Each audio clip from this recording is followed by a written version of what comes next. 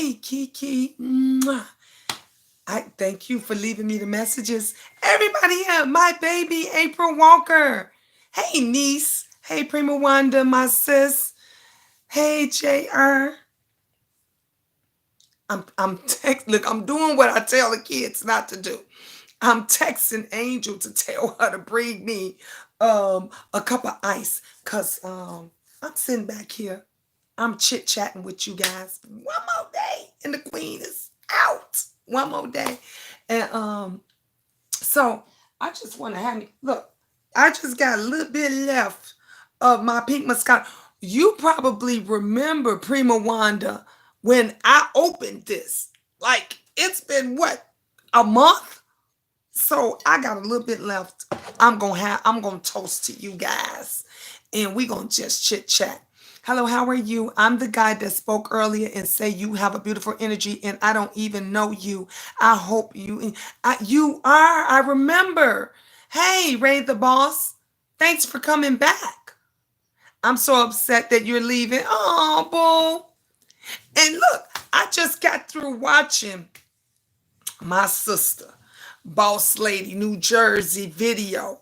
And I didn't even know all that stuff was going down last night. Like, I didn't even know that happened. I haven't mentioned that lady in months and months. And so when I heard her say, again, you want to make it all about Miss Gina, Miss Gina, everybody's like, Miss Gina didn't moved on. I have so moved on. Let me tell y'all something. One thing about me, my heart is softened. I don't have a hard heart. My heart is softened. So I forgive, forget, and I move on. Thank you, babe. You're welcome. Appreciate that. Where's the sandwich?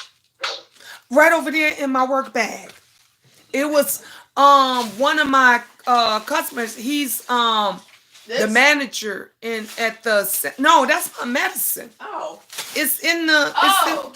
Ooh. yeah, Jimmy John. He the manager there. He brought me lunch. Ah. And I didn't finish eating all of it. Oh, It's okay. a bacon sandwich. Thank you. You're welcome. Love you. I love you too, babe. See, I have to catch up. I go to bed. You go to bed early. See, I stay up all night. But I always, let me tell you something. I always try to catch up on my favorites. So when I get up in the morning, I watch my favorites. When I come home from work, I watch my favorite. Like on the way home today, I was watching my brother. Y'all know I love me some Spill It Boy, and I was watching him. And then as I was here and I was changing, into my everyday clothes, I was watching my sister, Boss Lady, and so and that's when I found out all this stuff, and I'm like, what? And all I heard was here you go bringing up Miss Gina, and we ain't even talking about Miss Gina. And I'm like, what? And then everybody started saying, yeah, she kept bringing up Miss Gina. So I don't know. What time is your retirement party tomorrow? At 8 o'clock, my time, Chicago time, Central, 8 p.m. Can thumb up this video, guys? Could you thumb up this video? So anyway, yeah, you said, April, you got to go back and watch it. So I was just, and then Boss Lady said, talking about Miss Gina leaving YouTube. I'm gone. Let me tell y'all something. And the haters in the bushes, the haters in the clouds, this ain't no publicity stuff. This ain't no what they say, clicks for views. No, Miss Gina leaving for real. I don't do the click for views. I don't do no publicity stunts. I don't play those type of games. There's a lot of good things going on in my life right now that I genuinely need to focus on, as I said earlier. And one of them is over all and over everything is my daughter's pregnancy. I am the happiest woman in the world. Y'all don't even know. And thank you for that person that left a comment and said, Miss Gina, you're right. It is different when your daughter has children versus when your son. I love my grandkids with all my heart. Y'all know I love my granddaughters. I love them to death, but it's different. I get to go through from start to finish. Hey, Cheryl, I get to go through everything um, um, with my daughter. And I get to see my my blood. I mean, my other granddaughters, them they have my blood and everything, and I love my grandbabies to death. But if you know me, Kiki knows me. Those that's close, those of you that's been watching me, been knowing I've been wanting one of my daughters to have a baby for a very long time. Miss Gina done. Miss Gina ain't have no more kids. Y'all remember when Angel kept asking me to get pregnant? I'm like, Angel, mama ain't even dating. Okay, and you already want me to have another baby. We are ecstatic. You understand me? We're ecstatic. And my daughter is already stressed. She's already being, I don't want her to be stressed. I call her every day. I talk about it every day. I ask her, how my baby doing? Is you feed my baby? Is you good? Do you need me to come? I check on her I don't need the stress of you. Y'all know how they get down over here. Y'all know how to get down over here. And everybody knows the way to get through me is through my children. And I ain't got time for that. I don't have time to come on here because someone's mad and they want to drag my daughter and drag my granddaughter and just keep up a lot of mess, which when I'm stressed, she's going to be stressed. I don't, if you guys saw the video of us at Walmart yesterday, y'all saw how happy we were. Y'all saw me just doing that. I wanted to share one more family video with you all because most of you that's been with me for a long time, y'all know how I am with my children. Y'all know how my children are with me. We were in the middle of the Walmart line arguing over superpowers, over who had superpowers. How glorious is that? How glorious is that's the kind of argument I want to have. You understand me? That's the kind of fun I want to wake up to. You know, I want to wake up to my daughter telling me her feet swollen. I want to wake up to her telling me, mommy, how you do this and how you do that. Not me getting on here arguing with somebody over some mess and then gotta go and try to console my daughter. Mm-mm. I can't do it. And Miss Gina, Queen of Talk, as I said, your happiness and family comes first. Again, we're right over the border from each other. We'll have to do lunch. Yes, Mama. We're going to definitely do lunch. Prim Wonder, it's been a long time coming. Me and you were supposed to be getting together, and we will definitely. Narissa says, I get it. I have to go through my granddaughter's mom to, yep, to see her. Yeah. So you understand, those of you that when you have to go through another grandparent. My daughter-in-law, y'all know I love her. I love her. I still call her. I still call my son's kid's mom my daughter-in-law because I love her that much. And she's having a baby as well, but it's not my son. So it's different. You see what, even though we were all happy, I was like, look, I'll take it. She having a baby, I'll take it, because we wanted another baby in the family and everything else. But when I found out my baby is having a baby, I am ecstatic. Y'all just don't know. And right at that very moment, I knew I gotta leave YouTube. It's time. I gotta go. I have her. I got my new baby that's coming, grandbabies that's coming. Honey, my boo. Honey, I got a Miss. Yes, Miss Sheeta got a boo. And I'm crazy about him. I am so crazy. Y'all, I'm like a kid. I am so crazy about him. And I just I can't have this destroying that. I told you guys, nobody can't say I didn't warn you. Do y'all remember me warning you guys? And I said, y'all will be lucky if Miss Gina say goodbye. Remember I told y'all, I said when Miss Gina get into something serious, y'all will be lucky if I say goodbye and keep on. Well, I'm saying, goodbye. And it everything that I wanted, it's that, the baby, my relationship, my new job, and that's blossoming as well. So it's so much good things that's going on and happening. I just can't have YouTube tainting it. I can't have these hateful ass people that's on here that wants to bring you down and tear you down, and they want to dig into the crevices of your life just because they feeling bad in some type of way, so they want you to feel that way. I would leave all this because YouTube don't pay my bills. YouTube don't help me out. YouTube, like I told you guys, I do it for the enjoyment of you. I like sharing my family. I love educating. I love sharing my testimonies.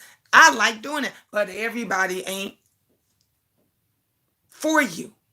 They just not. Um Again, lovely love. Lovely love. I'm gone. I don't hate you.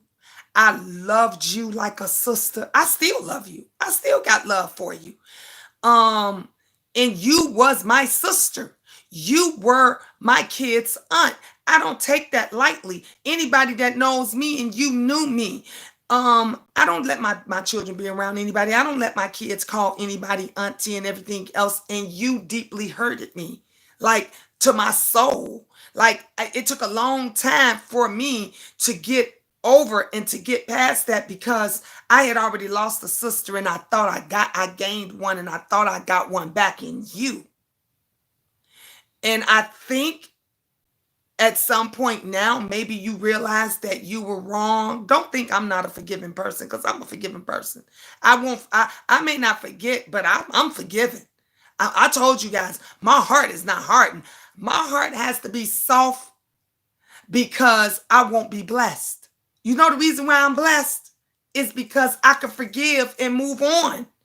Since all of that and everything went on, this I spoke of you, and I'm not gonna speak negative of you now, because I don't take none of that back. Like I said, you were the sister that I got back. Help me get through the death of my sister that I lost, and I thank you for that. My children love you. They had nobody, and you were the aunt that they didn't have. And for you to say that you never was that, and that you never was my sister, that deeply hurted me. But I want you to know, to me, you was my sister. To me, you were my kid's aunt, and I ain't gonna never throw that away. I'm real about everything that I mean what I say, and I say what I mean. But I thank God. God brought some people into my life. When Diamond said, I want to be the kid's godmother. When Diamond said, I'm not going nowhere. I'm gonna be there for every step of the way. Every step of the way. She been there, and my kids, and they love her. They got an uncle. Not only do they got an aunt, they got an uncle. And it's awesome, and it's amazing. Family is important, and it don't have to be blood. It don't have to be blood.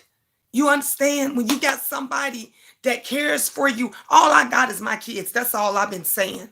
Is all I have is my children. So when I got love for you, when I love you, I love you. When I call you my sister, I ain't playing. I mean you my sister. When I call you my niece, I mean you my niece. When I call you my daughter, honey, goddess, that's my daughter. Honey, I don't take that back. Kiki, that's my sister. Tropical Punch, my sister. Okay? I could go on and on. You know why? Because that's how I feel. I can't, I've learned now that you can't genuinely read people through a screen.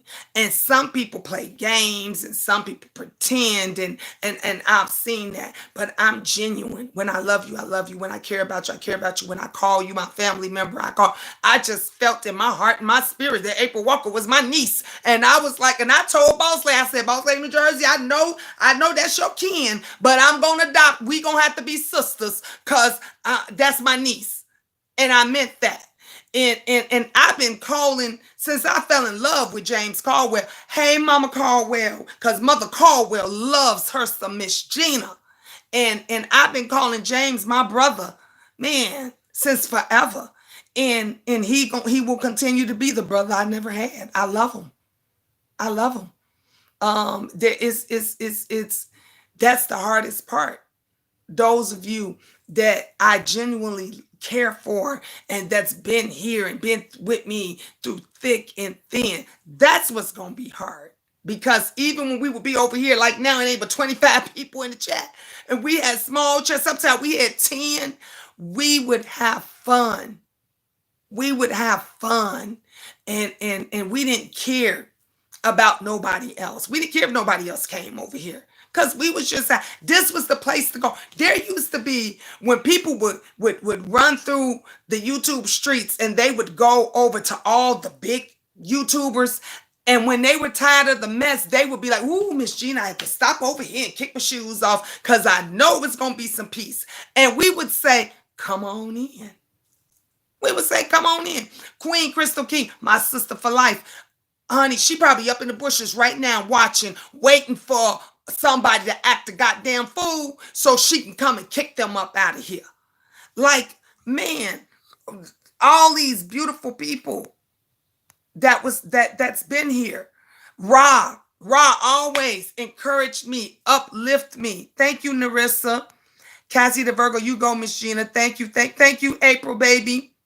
Hey, Shantastic.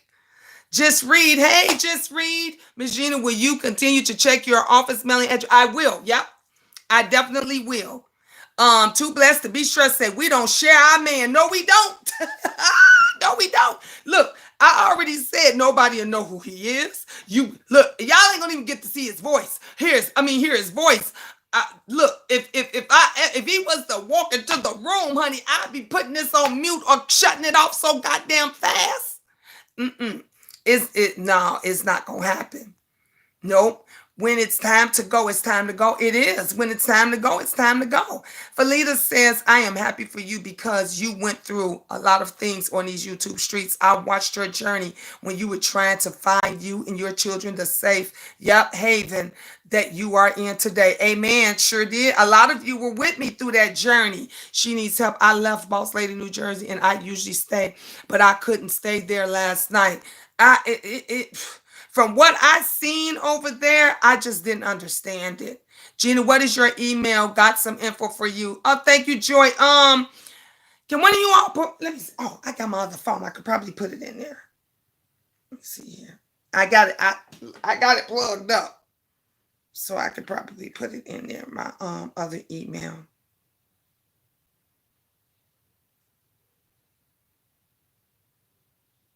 Hold up. Here we go. All right. Turn down the volume. All right, I'm going to put it in now.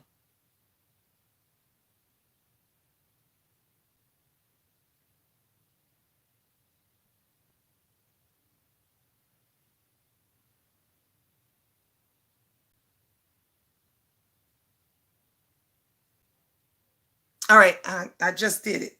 It's Mama Diva Entertainment at gmail.com. That's my email. I'm gonna even put my business number in here too, so you guys can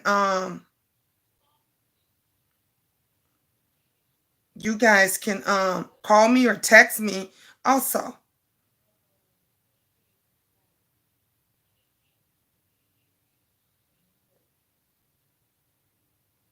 All right, so I put that in there, and then let me put my Cash App.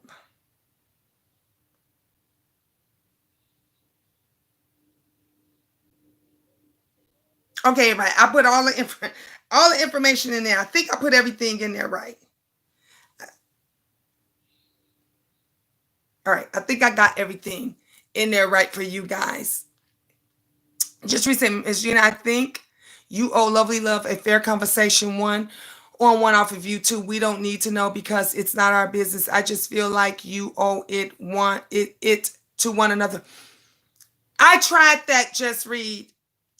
I tried that. And even though, even after when I was trying that, because I would not choose what she wanted for me, it just blew up and it went bad. And then she came back on here and bashed me again. So I'm done with that.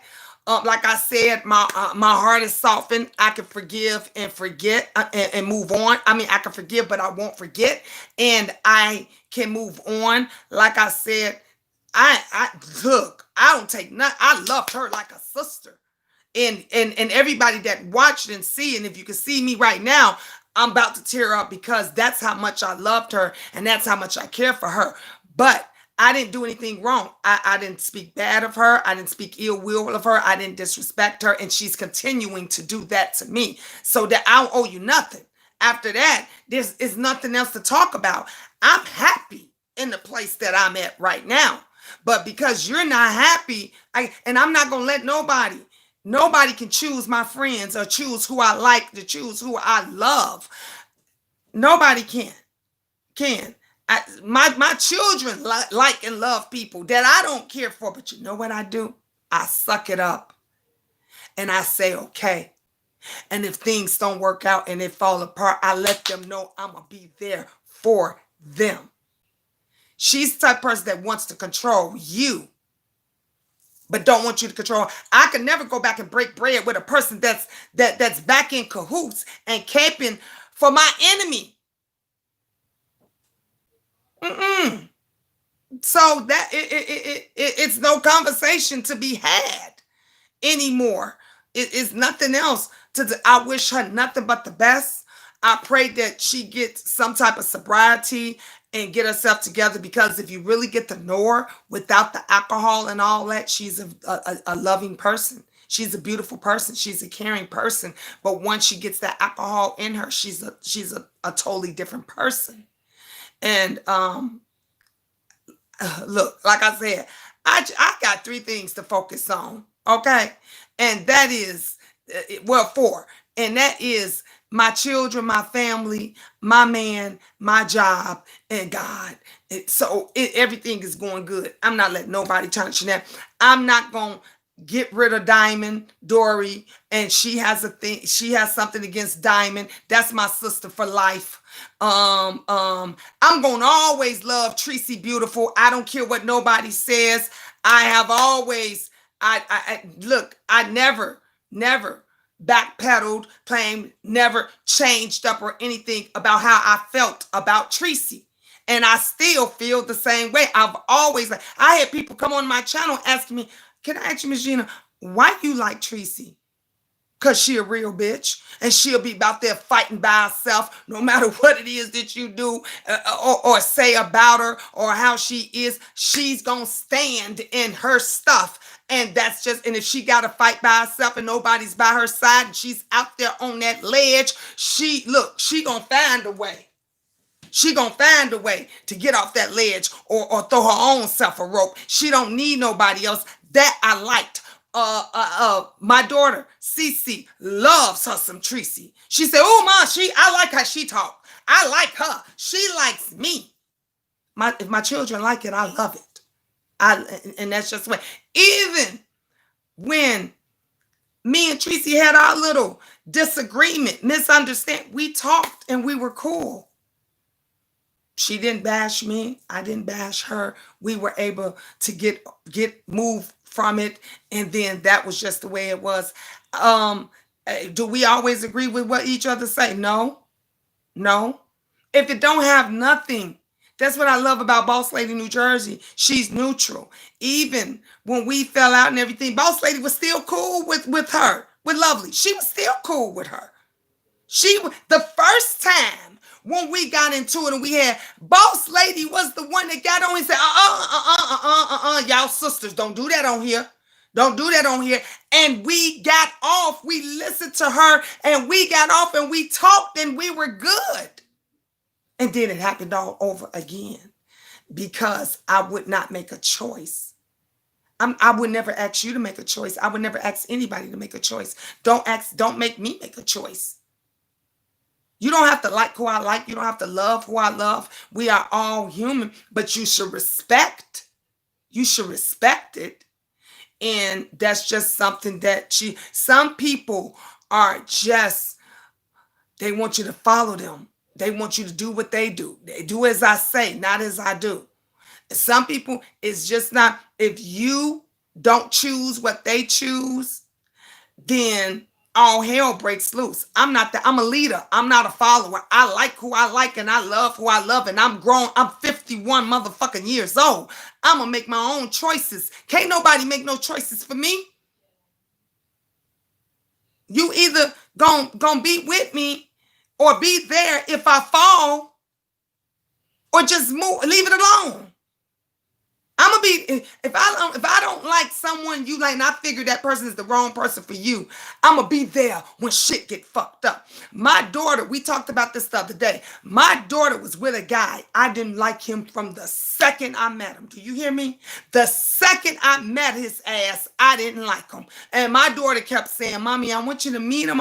He's nice." And he kept saying to my daughter, "Why your mom don't like me? I'm a good guy. I'm a nice guy." You know what I told her? I meet him when he break up with you. She said, "Huh?" And he said, "Why would your mom say that?" I said, "I meet him. Tell him I meet him when he break up with you, because I knew he wasn't the right person for her." But she dated him anyway. She stayed with him anyway. When he came around, I was cordial. You know why? Because I love my daughter. Give a fuck about him. But I love her. So I was cordial to him. But I knew in the back of my mind, Mama just waiting. I'm just sitting back waiting for this motherfucker to fuck up, because I'm going to be right there for her. See, that's how you supposed to be. You may not always agree with the decisions that the person you love or care about make, but you shouldn't try to detour them, force them to do what you want them to do. You should just be there when shit fuck up. And when he fucked up, I was there. And me and my daughter talked about this the other day, and she said, "Mom, you was right the whole time about him." And she said, "And you was there. And I'm going to continue to be there." And that same way with my friends, my family. That's how we should be on here. We shouldn't have to be cursing each other out, down, talking shit because, ooh, she over there with her. And if that's where they want to be, let them go over there and fucking be. And if the shit fucked up, you just be there. That's what a friend do. That's what a sister do. They don't say, "Girl, you shouldn't be over there. Fuck them up." No, if that's what because grown motherfuckers can handle their own grown shit. That's what they do. I'm 51. I'm getting older. I'm tired of fighting. Look, I'm not a fighter. I'm a lover. I love people. I like to share. I like to nurture. It is not in my soul and in my spirit to get up on here every time I turn around and fuss and fight and argue and drag with people because they don't like something I said or I did. And then I got to go back and retaliate because they want to hurt me to the point that they are willing to bring my children into it. And I'm like, James, yeah, you call yourself trying to hurt me, mine, I'm going to hurt yours.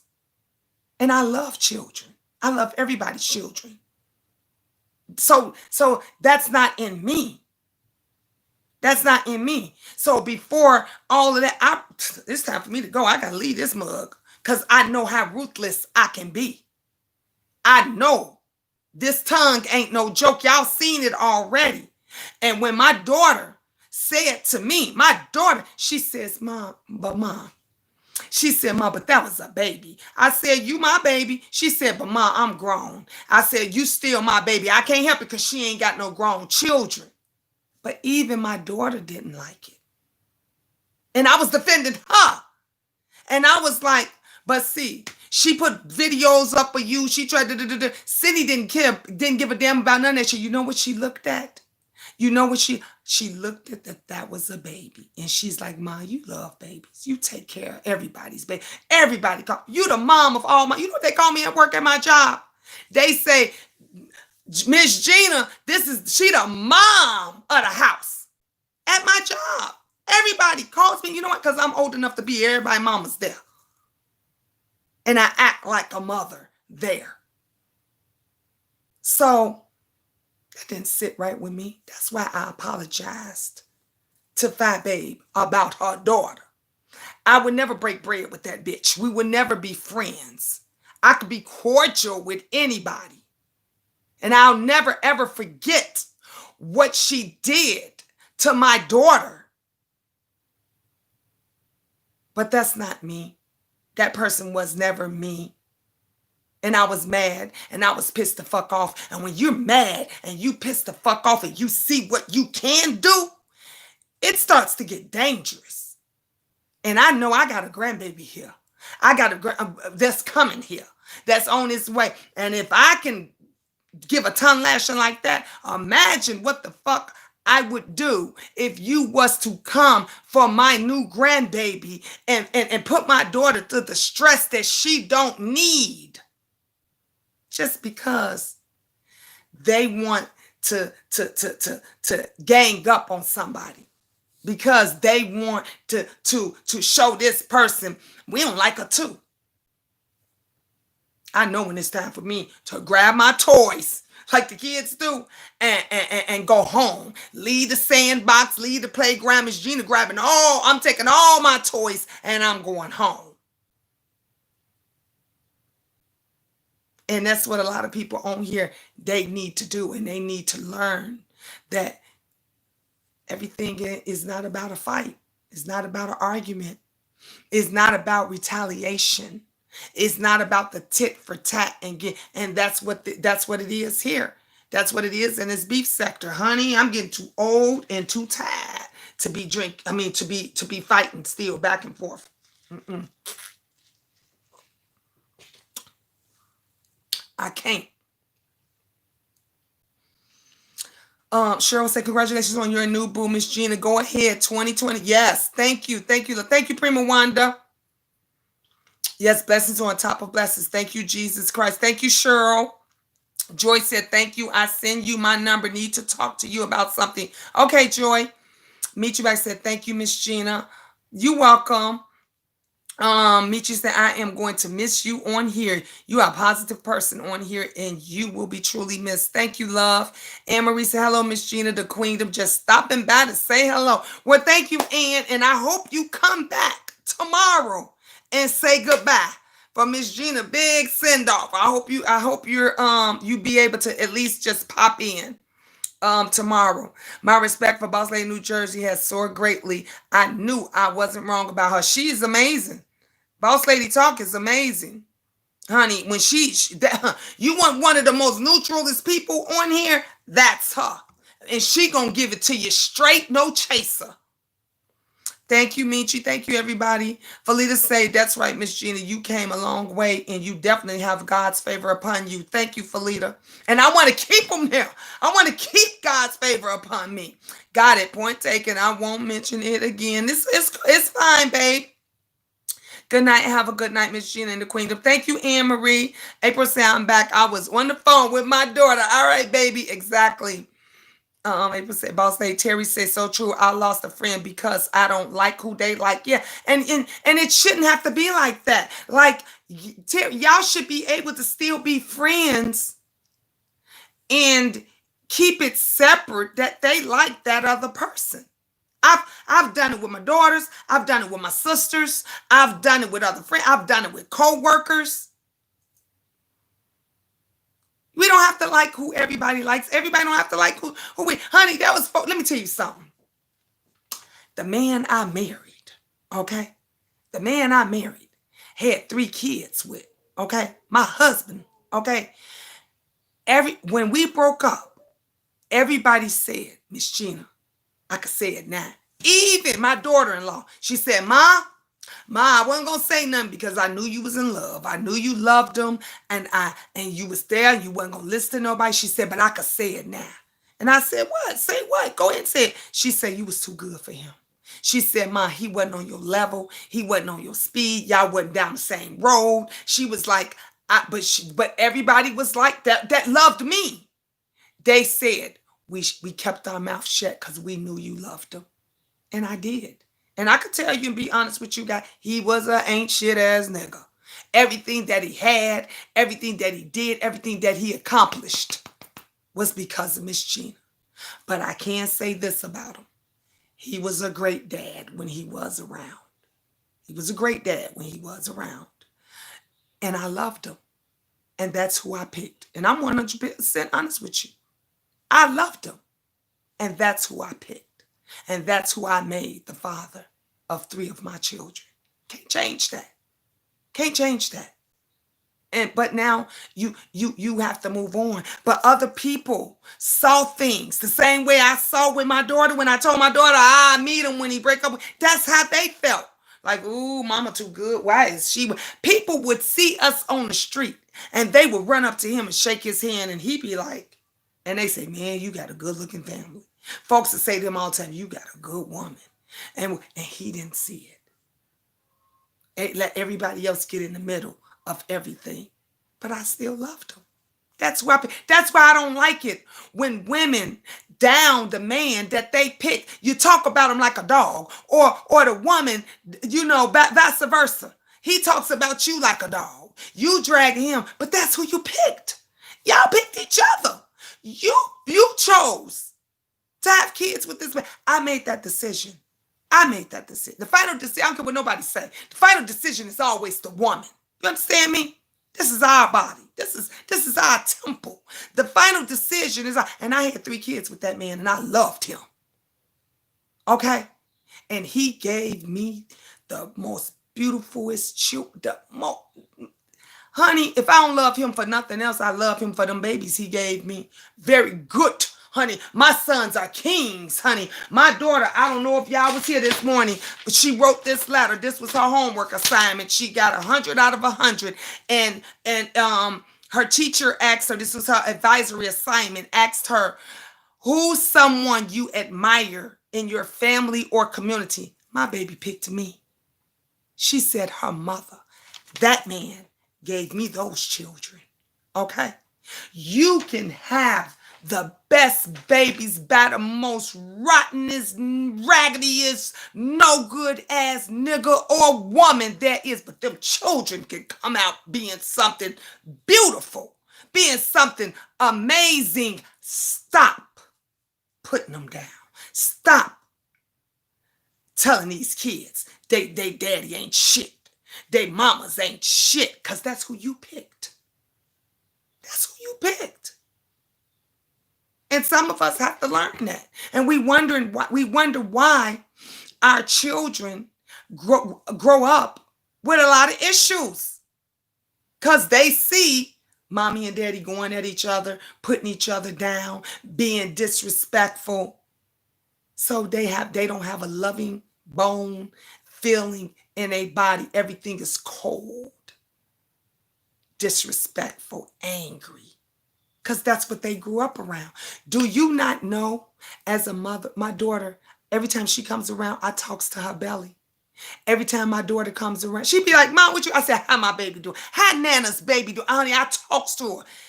They feel everything. Do your research. When you show that baby why that baby is in the womb, that he or she is loved, they gonna come out loving and caring. But when you show them in the womb and all they hear and feel is anger, all they hear and feel is the mother crying and upset, this is why we got the issues with grown adults right now on YouTube. Because they didn't get no nurturing, no loving, no nothing. I gotta leave, y'all. Because my grandbaby gonna get some loving, some nurturing, some respect. My daughter is gonna be, if her man don't treat her like a queen, her mama is. Honey, when my baby called me right now and said, Mom, my feet swollen, I'll be over here in 10 minutes. Let me shut this camera down, and let me grab my purse and my keys. I'll be over there in 10 minutes to rub your feet. Make you some dinner, make you some lunch. Rub your back.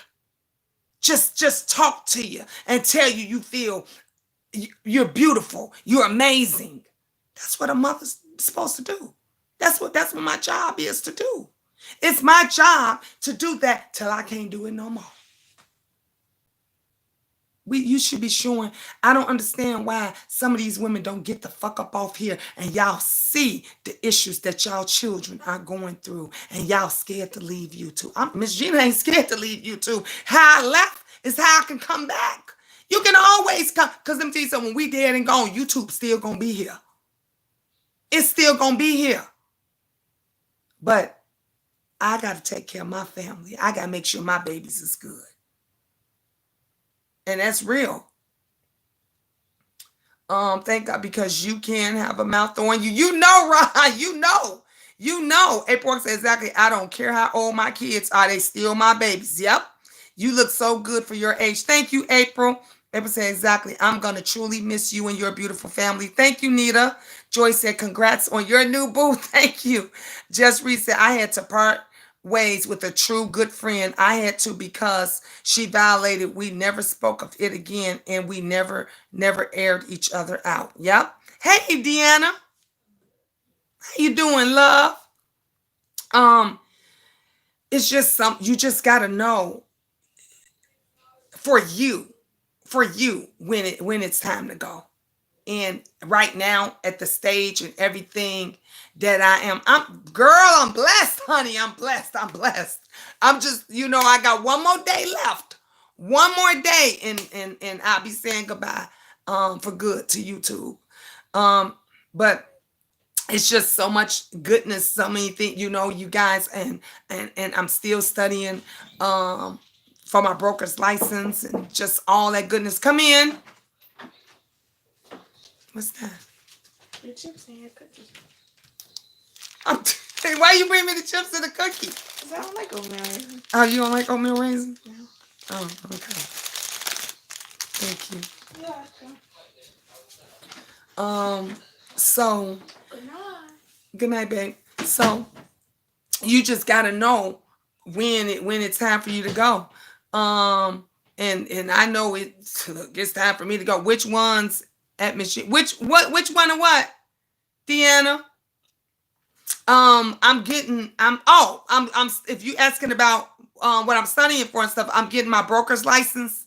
You know, finally, I should have been doing, yeah, for property management. Yeah, I'm getting I already do everything that brokers do anyway. I've been doing it for 20 something years. I just didn't have my license, but now I'll have my broker's license in the state of Illinois. So I'm doing that. And I got to get on it. Thank you. And like I said, the corporate manager of my company, they've been getting word from other corporate people, and they came into the job yesterday and said, day before yesterday, I think it was, and heard that they said, Miss Gina, it's around in the property management business that you one of the best in the industry. I was like, I knew a lot of people talked about me because I'm good at what I do, and but I didn't know that the big dogs had been conversating about me, and they didn't even know that I just decided one day on my own that it's time for me to get my broker's license. So they didn't even know that this was going on when they decided that they were going to make changes and stuff. But when I heard that, I was like, well, damn.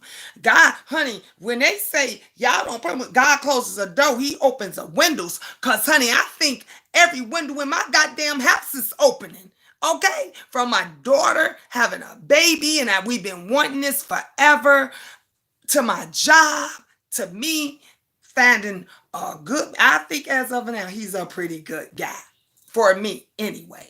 I'm crazy about him, and just all of this, I'm on cloud nine. I got everything I need, and I said this. If y'all go back and watch other videos that I've done, I said, Deanna, when Miss Gina get a good man and when Miss Gina get her stuff right, and y'all, I'm gonna say bye to you two. We had a conversation where I asked folks, if your husband or your man was to ask you to leave YouTube, would you leave it?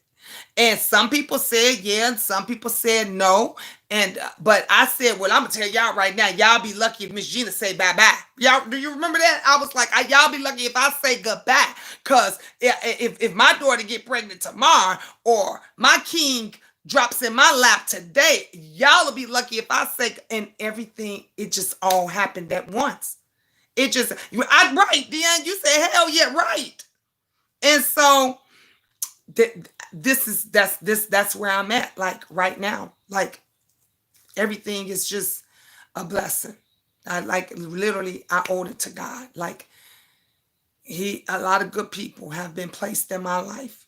And pretty much say, oh yeah, he doesn't want me or in that. I don't blame him. Look, but you can't look, salute. Salute to the Queendom.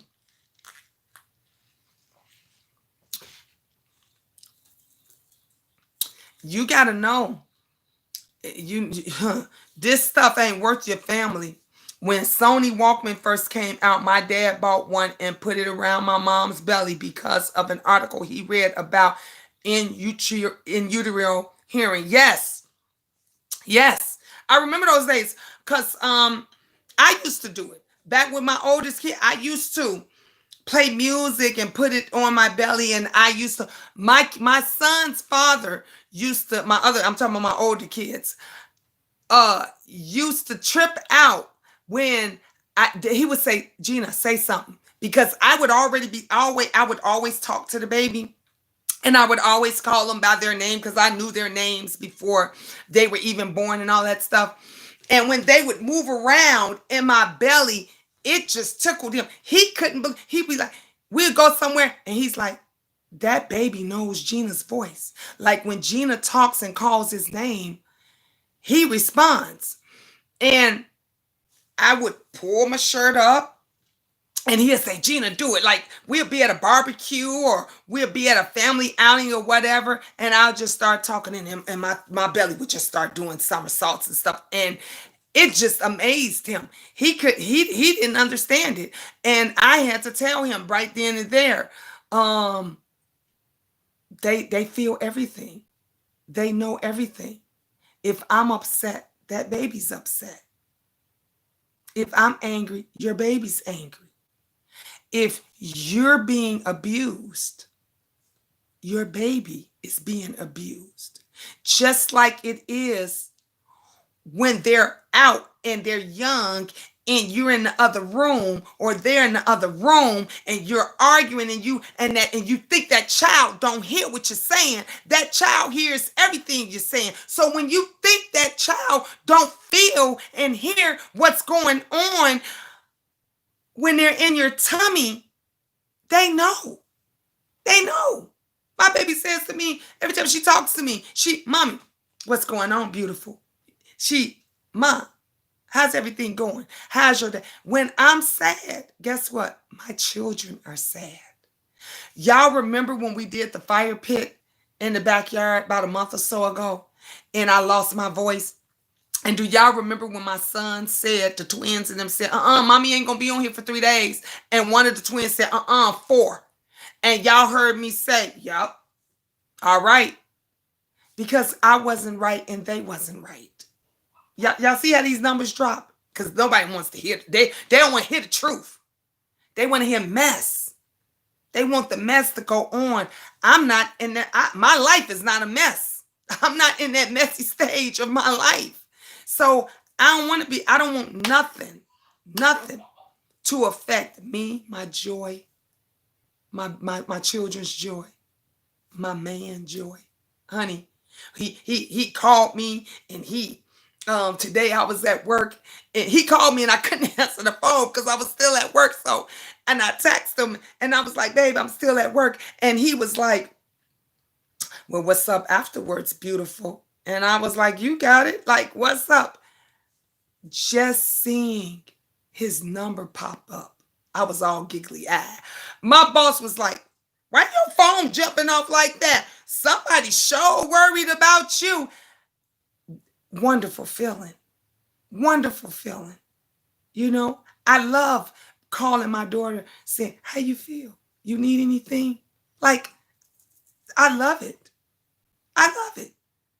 I can't say I love you too. I used to be able to say that at one point in time. I say, oh, I love you too. I can't wait to get over here and talk to everybody and do. No, because when you start dealing with and going through all of this stuff, and this, you start not to love it anymore. You start not to love it anymore. I'm actually kind of excited about this being my last day. Tomorrow is my bon voyage party. I'm really kind of excited because it's going to give me so much more time to do other things that I do. I'm going to rearrange my room. I probably rearrange the set here. I may move it to downstairs. Who knows? But it just gives me more time to just focus on me and focus on my family. And I'm loving every bit of it. I'm loving every bit of it.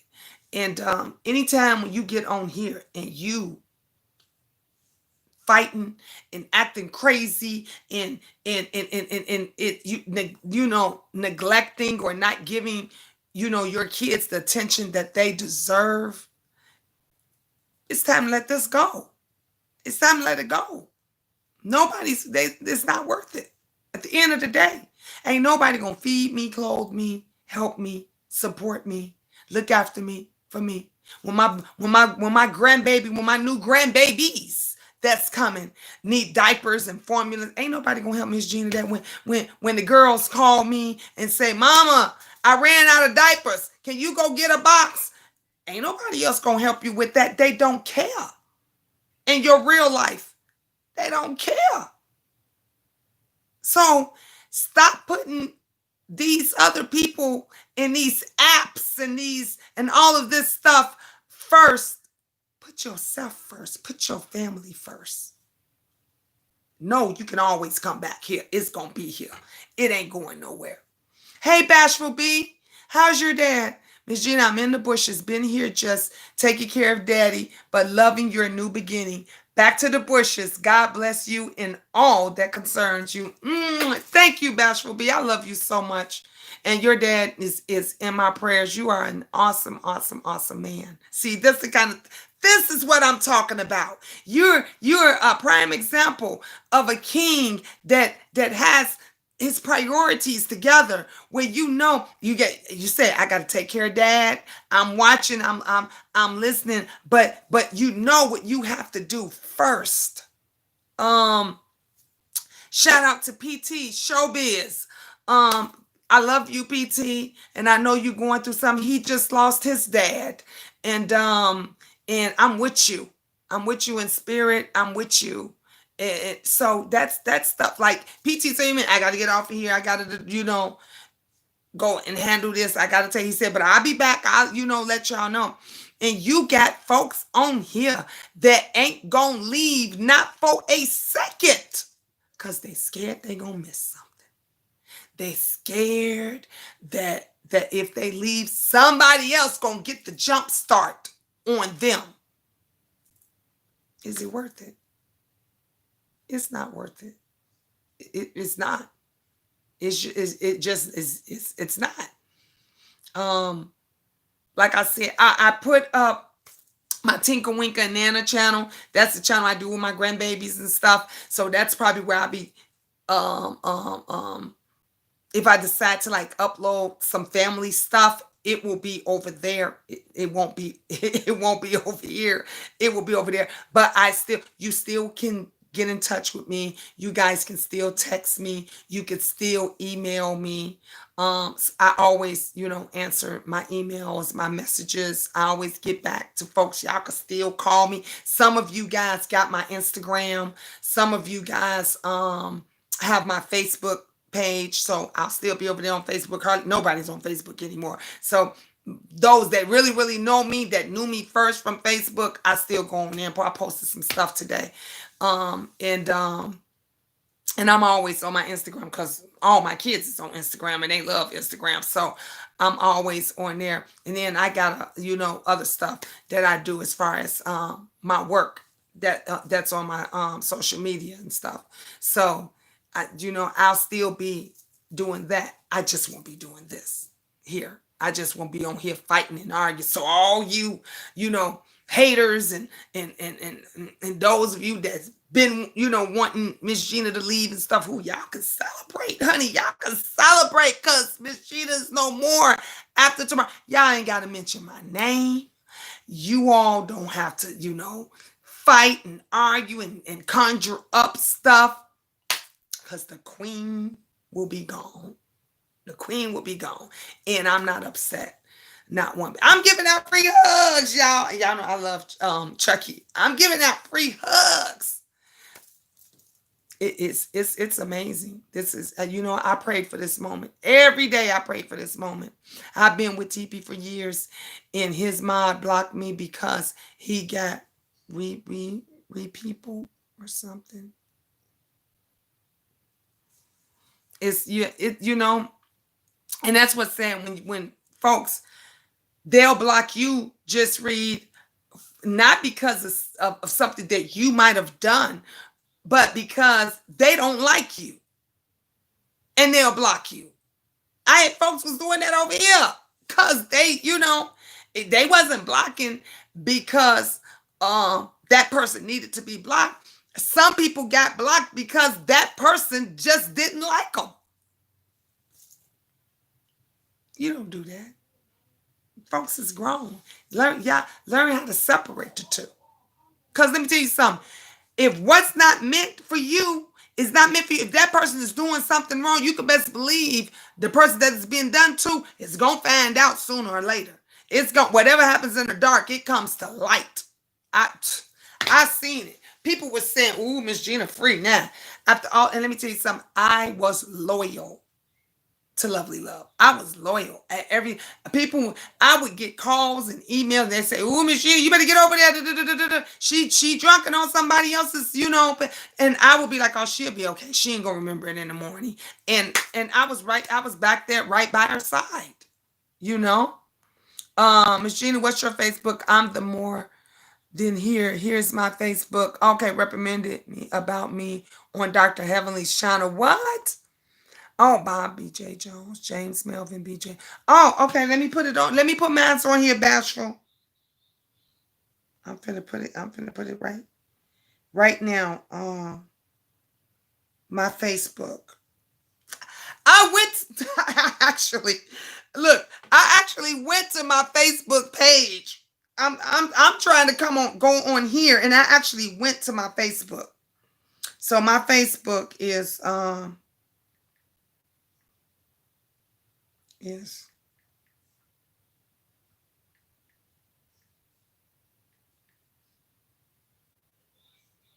so my Facebook page, I just put it up there. It's Gina James. And so you go in there and now that I know who you are, I'll accept you. Because there's a lot of people that send me stuff. I don't accept them. After all that stuff and everybody, they want to be trouble and stuff like that. And I had to keep it blocked, but I accept it. I was with PT when he had 200 subscribers. Were you? Get out. Oh, you've been with him a long time. Because somebody referred me. I found out about PT and I love him because someone referred me. And then I think they told him to watch me and he came over to my channel. I think that's how it was. And then I started going over to his channel. And then that's how it went down. And then Bashful, my Instagram is Miss Gina Queen of Talk. So that's my Instagram. So if you go on Instagram, you put in Miss Gina Queen of Talk, it should pop right up. You'll know all my pictures and stuff is on there. Hey, CC. How you doing?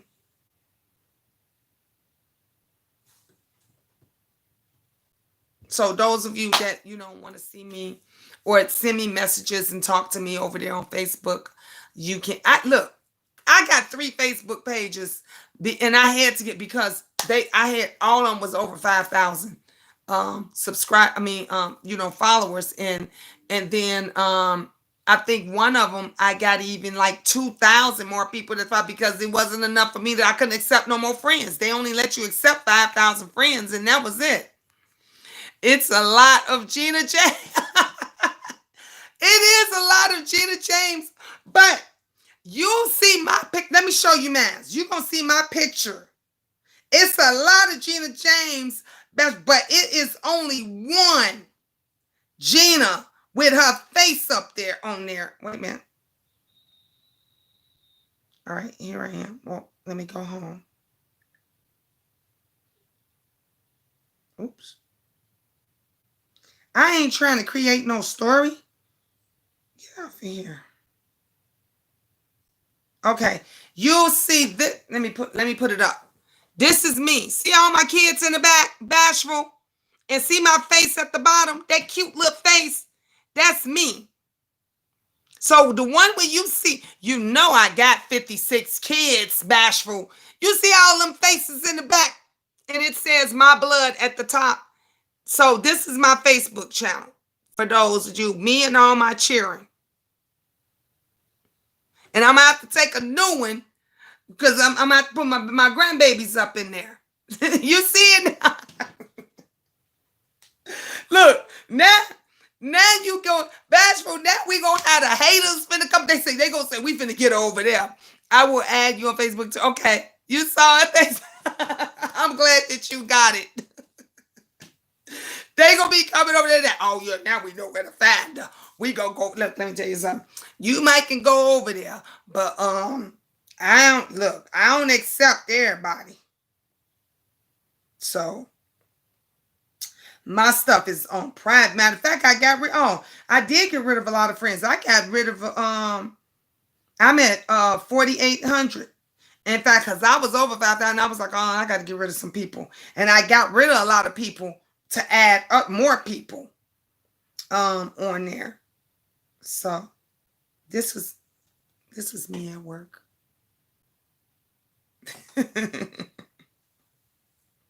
I had a good day while I was at work today, y'all. So most definitely, I'm gonna miss so many of you guys. It's a lot of you guys that I'm gonna miss. But I'm gonna love having that extra time and stuff, and I'm so excited about my daughter and all of that. Cece said, "I love you, positive light bright to YouTube. I'm going to miss you. That reading you gave me show me a lot of things I need to do. Thank you so much. You're welcome, baby. You are welcome. You are so welcome. You know, let me tell you something. And what you just said means a lot to me. You and and a lot of others.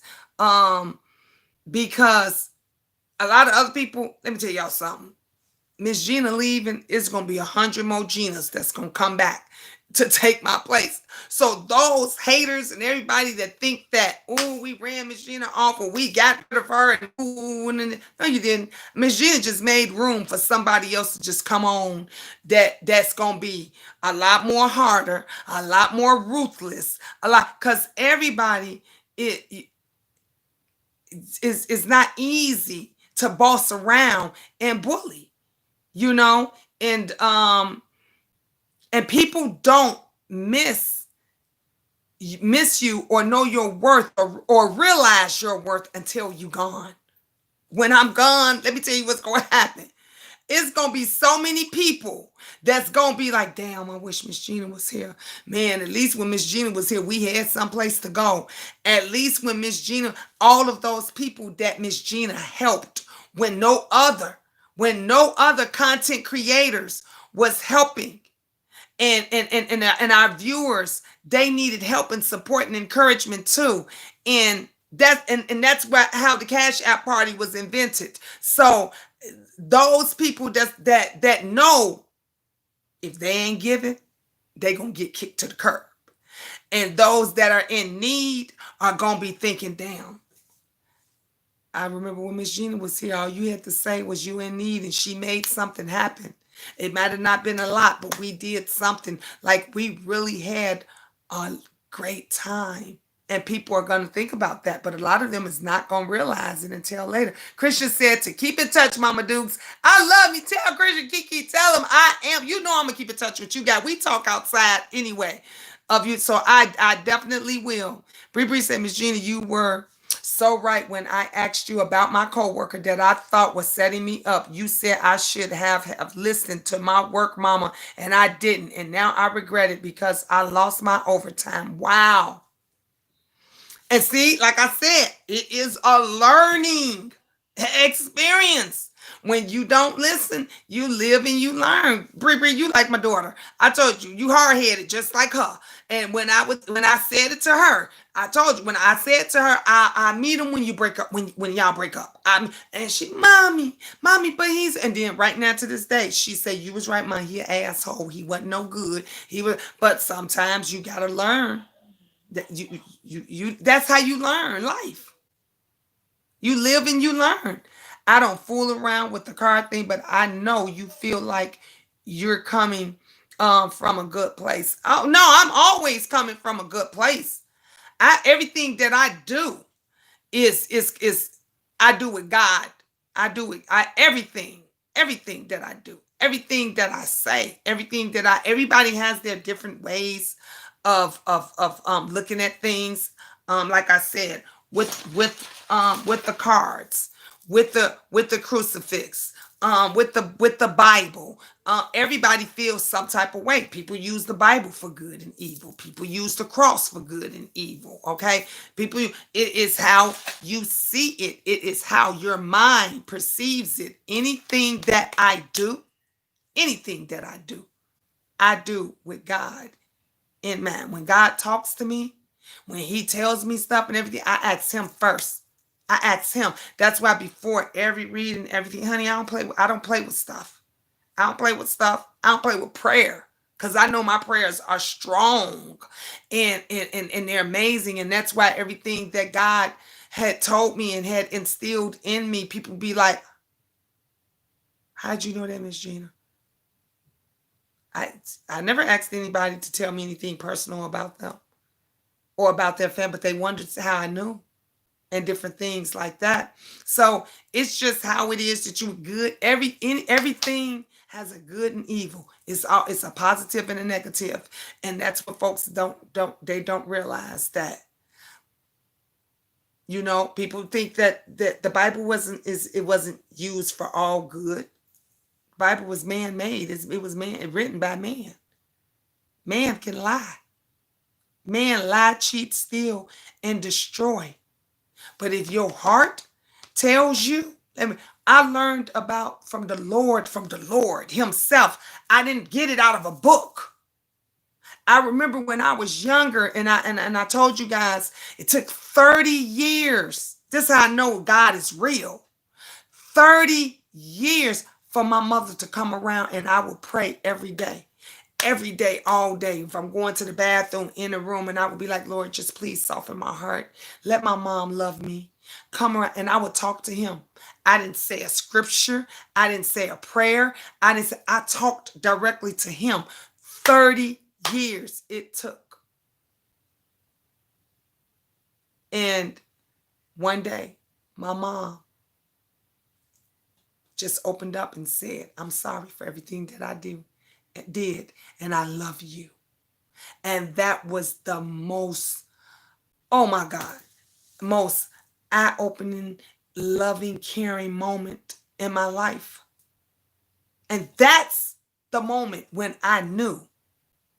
Can't nobody tell you about God. You can't get God out of no book.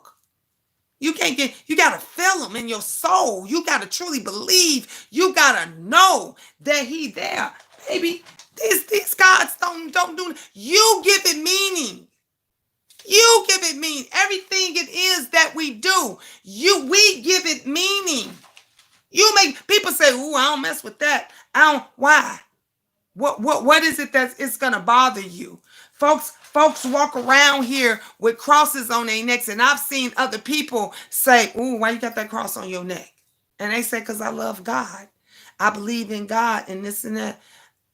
What does that mean to you? Nobody never says asks the question, what does it mean? What do you get from that? What do you get from that? Because everything that you do, you give it meaning, you bring it life. You can give it life or you can destroy it. Just like a lie. Just like when somebody tell you something. What happens? When they come on here and they say one thing and then somebody else says it and then somebody else says, but nobody fact check nothing. What do? They give it life, right? They give it life. Somebody can come and say right now, she ain't got no man. She's just leaving because she's scared. And when they do that and someone else says something about it, it gives it life. But if you, like Boss Lady, like that queen, like Boss Lady New Jersey said, we ain't talking about Miss Gina, don't come over here. Boss Lady deadened it. She didn't give it life. She didn't let that woman talk about me or hold a conversation about me on her platform because she said that ain't what we discussing. That ain't our topic. So it didn't grow. It didn't give life. Everything that it is that we do, that you read, how you feel, what you put into your body, what you eat, what soaps you use, what you put in your hair, everything. You use it and you do because it gives you a type of feeling. You give it life or you take it away. People never understand that. Those cards can't do nothing to hurt you or destroy you unless you give it life, unless you breathe that into that. That's the only way. No man, no person can destroy you or do anything to you unless you allow them to attack you and give it life. I'm not allowing YouTube to take over me, my spirit, my family, my man, my children. And that's the reason why I'm walking away. It's time for me to go on. It's time for me to be happy. It's time for me to do something else. It's time for me not to give this life. Because my family means more to me than YouTube. So I'm just saying. I'm just saying. Cece said, I have a gift that no other will ever have in these YouTube streets. You are blessed and a blessing to others. And thank you for your time on YouTube. Thank you, love. Thank you. Lay it down says, see, Gina, your stories will encourage someone so you can't leave. You too, you will be leaving your family. I know, baby. The one to talk about you are miserable. They are. And that's the sad thing about it. Because people looked at me, thank you, Terry, of me. I'm a testimony. I said this for years. I'm just a testimony. And people always say, why is she always going through stuff? And why is she doing this and that and this and that? I go through stuff because I'm a testimony. I am a strong soldier of God. And God uses me to help you all. And people don't get that. So you got the haters that give it, why she always going through something. She going through something because all she need help again and all she wants you to do. No, I don't. Because God know I'm going to get out of it. I'm going to overcome it. But it's to show you so you don't have to go through it. And they don't get it. People don't understand. We should be right now teaching our children how to be men and women. We should be right now. When your daughter have a paper or your son have a paper and it says, who do you admire in your family or your community? They should be saying, my mother and my father. That's what they should be saying. Not Cardi B, not some rapper, not some big, huge YouTuber that's got 1.2 million views or 1.2 million subscribers. If you get on here and have them parents that you see with the kids crying in the back or the children coming along across the screen trying to crave for some attention, if you ask them, who do you admire? I guarantee you they won't say it's their mama or it's their dad. Because all they hear is the mess.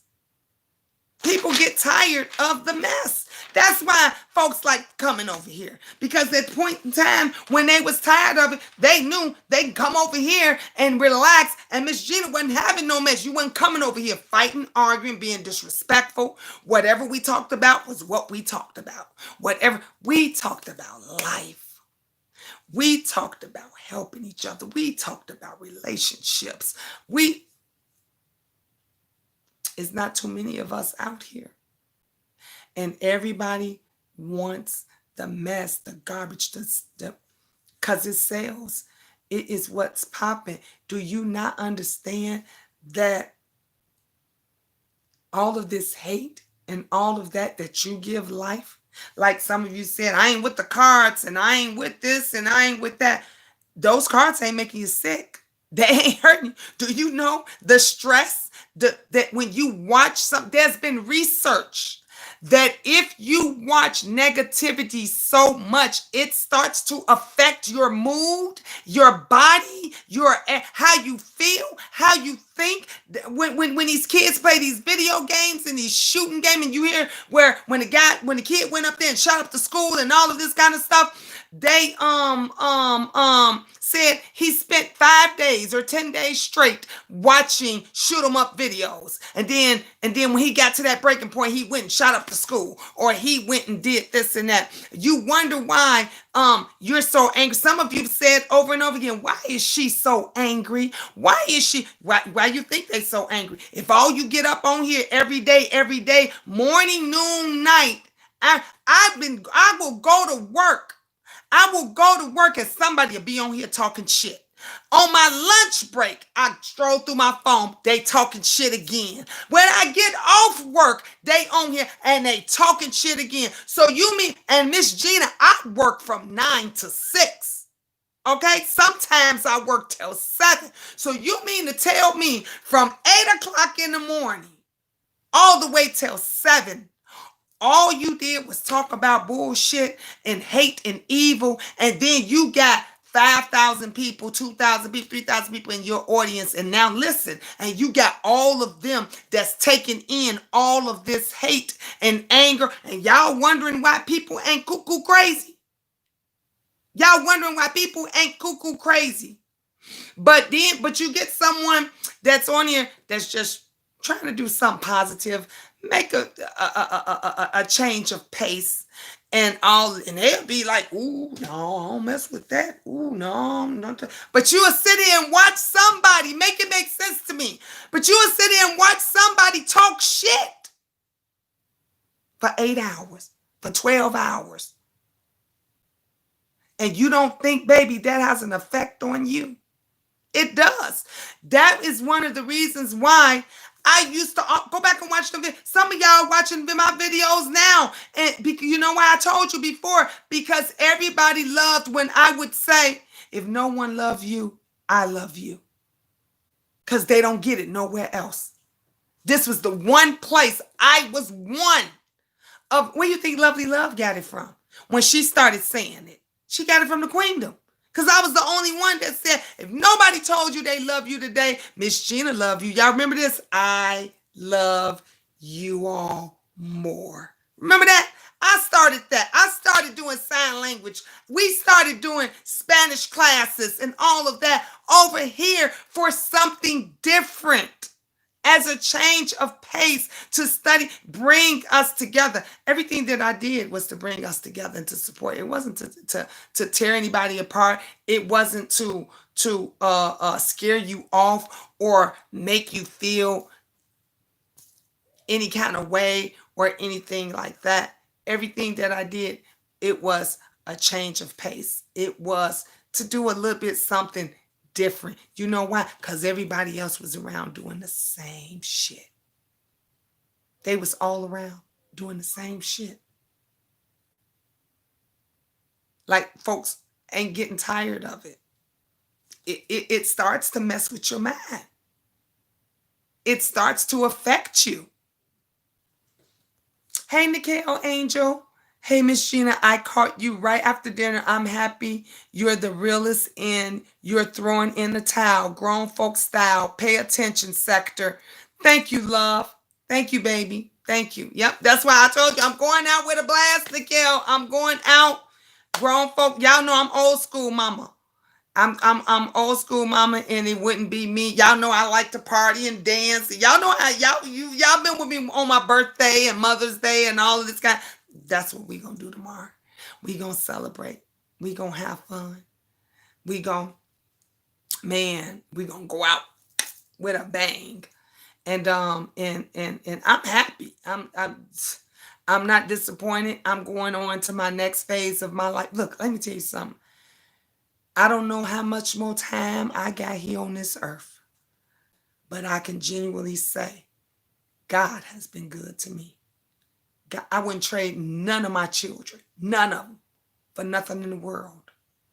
I wouldn't trade none of the life experiences that I've had for nothing in the world. I wouldn't trade the people that have came into my life and that I've met and those that have left my life. So I wouldn't trade none of that for nothing in the world. Everything was a life experience. Look, listen, and learn. Follow the 3 L's. You can get through anything in life. When I'm gone and you're not so sure about that next YouTuber, don't say nothing. Don't respond. Just look, listen, and learn from them. And that's gonna tell you everything you need to. That's my other baby, Bell Production. She or not, that's my daughter.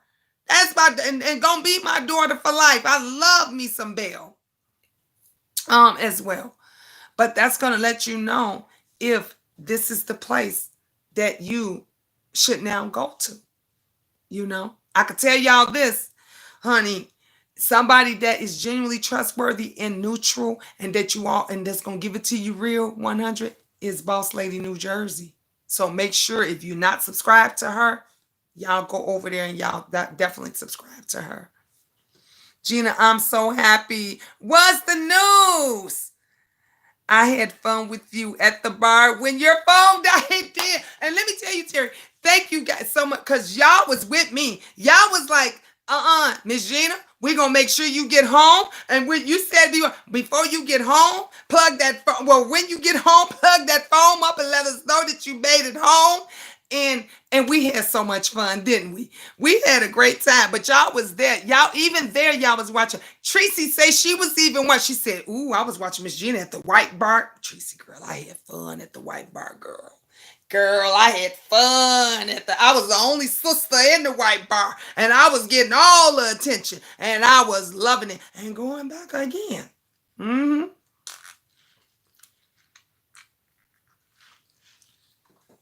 I'm on my second phone, Miss Gina. It's Keitra. Oh, Keitra, that's you. Hey, boo. I've been here the whole love, Gina. I'm loving you more. Oh, Belle, I didn't even know. Well, my favorite video game character is back, and I'm so happy for your news. Thank you, baby. We had fun. See, Terry, that's the kind of stuff I like doing. That's what I like doing. I like sharing. I like sharing with you. Y'all have fun when somebody said to me, Miss Gina, they remembered way back when I was taking the kids to the dentist and we was going to doctor's work. And they was like, Miss Gina, I liked when you used to take us on your errands with you. They were like, we felt like we were with you. That's the kind of stuff I like. I was like, oh, I so want to take y'all on a journey with me. Cause y'all know I'm a mother. I'm a mother. And I was like, I just want to take y'all on a journey with me as I go with my daughter, my daughter having my grandbaby. Cause it's different than when your son there. I wanted you all to see how a mother of 9 nurtures and shows her daughter how to be a mother. Cause this is what YouTube needs. This is what YouTube, cause these mamas on here ain't teaching their daughter shit. But I can't. You know why I can't? Because they will take that, the haters, and make a negative out of it. And I don't want it stressing my baby out. I don't want it stressing her out. But I would love to take you guys on her appointments to the gynecologist, letting you guys know what type of prenatal pills she's taking, how she's eating and stuff, what we do when I'm talking to her, what books I read for my baby. I shared with you all. She already hung it up. The little placard I bought for my grandbaby. And I already bought her first, y'all. I don't even know if it's a girl yet, but I'm saying it's gonna be a girl because we want a girl. And I already bought her first little stocking for because we all got Christmas stockings I put on my fireplace, and I bought the baby one. Honey, y'all should have seen me yesterday. I wanted to buy so much stuff. I everything that I saw in the store for I just wanted to get. We was looking at dresses and we looking at. I was like, oh, I want to share this with the Queendom, like so much, because that's what the Queendom's about. It's about family. There's new mothers on here, young girls on here right now that is going to become mothers, and they don't have their mom in their life to help them and show them. So my video, I think, would have been a great idea to share that journey with them. Nikhil say that man wanted you we're had fun at the bar. Yeah, pure fun and laughter. Go over to the DIY sector. Pure life, love, and happiness. Thank you, Nikhil. You know I love my DIYs too. Cheryl say, what God have for you is for you. Enjoy your new journey. I am. Amen. I definitely am. When I get off of here, I'm gonna be calling my baby and asking her what my baby doing. What y'all doing? That's what I say to her, I say, what y'all doing? And she be like, Mom, she's the other day, she's like, Mom, I bought a sandwich for me and a sandwich for the baby, and we ain't want neither one of them. I'm like, well, what do you want? Cause I'm gonna go get you something to eat. So I picked her up. We came back here, got Angel and the twins, and then went out and got some food and got some stuff. But y'all, I'm loving it. All those who think Miss Gina, she stay put up her up. Lay it down, ladies. I love you. She say put up a purple heart. All of those. Thank you. Oh my goodness. See, y'all make it so hard. Y'all make this is lay it down. This is why I have to have a drink. This is why I had to have what was left of my little barefoot, my pink Moscato. This is what was left. It was a little bit left up in the bottle. And I said, and this is the reason why I had, because I knew this was going to be a drinking moment. This was going to be a toasting. Nicole put Nicole put a whole bunch of purple hearts there. I like the purple hearts. Who has the purple hearts? Is it Lady Nika? I think, or one of them that always uses the purple hearts. I like the purple hearts. Even though y'all know red is my favorite color. I think when my baby come home from the hospital, y'all, I want to get a beautiful, beautiful, like red blanket or something. I want to get like a Puerto Rican blanket. So I'm gonna be on the hunt. Kiki, you gotta help me, my Latino sisters. I want a red Puerto Rican blanket for my baby. Y'all, I'm saying my baby. My daughter said, I told my daughter she better get spoiled all while she can right now, because I ain't going to be thinking about her when my baby get here. She said, Ma, I already know the car seat going to be in your car. I'm like, yup.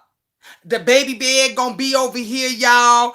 Look, y'all, I'm going to be I'm going to be that nana. Y'all think I'm that nana now? I'm going to be that nana, honey. I'm going to be mama nana. You know how what some of the kids call their grandmas? They say mama. I'm going to be mama nana to my daughter's baby. Now, my other grandkids call me nana, but my daughter's, she going to be calling me mama nana. That's what that's going to be. Cheryl says, look at all them people you helped found somewhere to live. Your blessings is coming full circle. Good job, Miss Gina. Thank you, Cheryl. Yeah, and let me tell you, one of the guys that's how I wind up getting these cookies and chips and from Jimmy John's. The guy that I helped get a place, he just got his own store at Jimmy John's. He got his own, so he came in there and he was like, Gina, he said, what you want? He said, anything you want, I got. I said, I just want a bacon sandwich. Y'all, let me tell you, he gave me chips, a cookie, some sauce. He gave me a big BLT sandwich. He put some pickles in it. Brought me a drink and everything. He says, Gina, whatever it is that you want. He said, I got my own store now. I can give you all the free food that you want. Then someone else, now let me tell y'all, this guy that just got his own store. Then another guy today, he's the general manager. Okay, the general manager of Jimmy John's. I was just like, I'm like, what's up with all these Jimmy John's people? But it's not like the workers. It's these are the people, because the property that I manage is a very nice property. And but the general manager came in today, and they was like, then another guy owner, matter of fact, he just moved out, has his own, he's Chinese, has his own restaurant, Chinese restaurant. And he says, Gina, And I said, yeah. He said, Gina, you hungry? And I said, no, I'm not. He said, well, when you're hungry, I got you. Come across the street and get his restaurant is like right across the street. He said, come across the street, do whatever you want. Everybody's trying to give me free food. So you're right. It's just like I'm helping, I'm blessing. I'm that one. I go out my way. I do whatever it is that I can. I had one client that they almost didn't income qualify. And income qualify means that, for those of you that don't know, you have to make 3 times the rent. Okay, so let's just say your rent is $1,000 a month. You must make at least 3,000 a month in order to rent that unit, right? So I didn't want to deny them. So what I did, I contacted them back and I said, do you have any more income? Like, give me whatever income it is that you got, because I don't want to deny you because you don't income qualify. Like, everything that you have between the both of you, because it was a couple, between the both of you, and I said it must total up to this amount. And the husband came in. He was like, Gina, what do you need? What is whatever it is that you need? And I think his wife had stopped working due to COVID or whatever, but she was working part-time or less hours or something. And I said, well, look, whatever income she got, give it to me. Whatever it is that you all have coming in, give it to me so that you can income. Look, I know what it, I know better than anybody how it is to be homeless. I know how hard it is to get a place. I know how quickly people will turn you down or turn against you or just write you off and won't even give you a chance. And so, like you said, I think God placed me here for a reason, because I helped a lot of people. And I get apps like that, honey. They come in and they love my spirit, my energy, everything. And I put them in a beautiful place. I put them in a beautiful home. Because the angel have picked you and are carrying you beyond. Your voice is the carrier. The Lord moves us in mysterious ways. Understand you're in a vessel right now. You're right. You're so right. You are so right. Yep. I believe you 100%. 100%. And I be sitting there and I mean, because everybody come, I knew, Nikhil, everything that you're saying, you're hitting it right on the head. Because when my boss said to everybody there, mind you, the maintenance guys, my boss, he's young enough to be my son. Maintenance guys, all of them young enough to be my children. And he said to everybody, y'all know Miss Gina is mama of the house. Go ask one of the maintenance guys just said today, all right, Mama Gina. And that's how I treat today. I brought them in candy from Halloween candy from when we went to the store last night, and they was eating it out, and the other one was like, yeah, Mama Gina, I'm getting all the good candy and stuff. I love it. I look out for them. Me and one of the maintenance guys, he thought I had it was miscommunication that I rented one of the units and I didn't tell him and it needed to be ready in one day, but actually the date on it was changed. And he was upset. I think I was more upset than him. And I was just like, I'm so sorry. You know, I wouldn't do this to you. He was like, no, Gina, it's not that. It was like, if it had to be ready, he said we was going to be screwed because the place it hadn't even been cleaned. And I said, look, I would have stayed and cleaned it myself. I would have went over there. I would have got the easy off and everything. I would have cleaned the stove. I would have washed the fridge. I said I would have done everything myself. I would never leave you hanging. Miss Gina would have had to just, pull up my sleeves and do what was needed. And I just kept apologizing to him. And he was just like, no, it's okay. It's okay, Gina. He was like, no, we good. And he was like, please. The other girl, I said, no, I'm not the other girl. I respect everything that you all do. And if I gotta help you, I will help you. And my boss, he said to me, Gina, I love the group that we got, because he was like, it's a good fix. We're really like family. And I said, yeah, it's a great fix. Everybody respects everybody. Everybody helps everybody. When they come to, and if I don't look right or if something's bothered, they be like, Gina, you okay? I never forget when my son went through something and I came to work and I was crying, and the maintenance guy was like, don't worry, Gina, it's gonna be okay. And he hugged me and patted me and everything, and he was like, you, it's gonna be okay. It's gonna be fine. That makes me want to get up for work every day. I love that. I love getting up and going to work. I love bringing we look. Yesterday I bought everybody coffee. Then my boss, he bought lunch. Today I got to work, y'all. Now y'all know Miss Gina do Dunkin' Donuts because I can't afford Starbucks. Every now and then I could do Starbucks.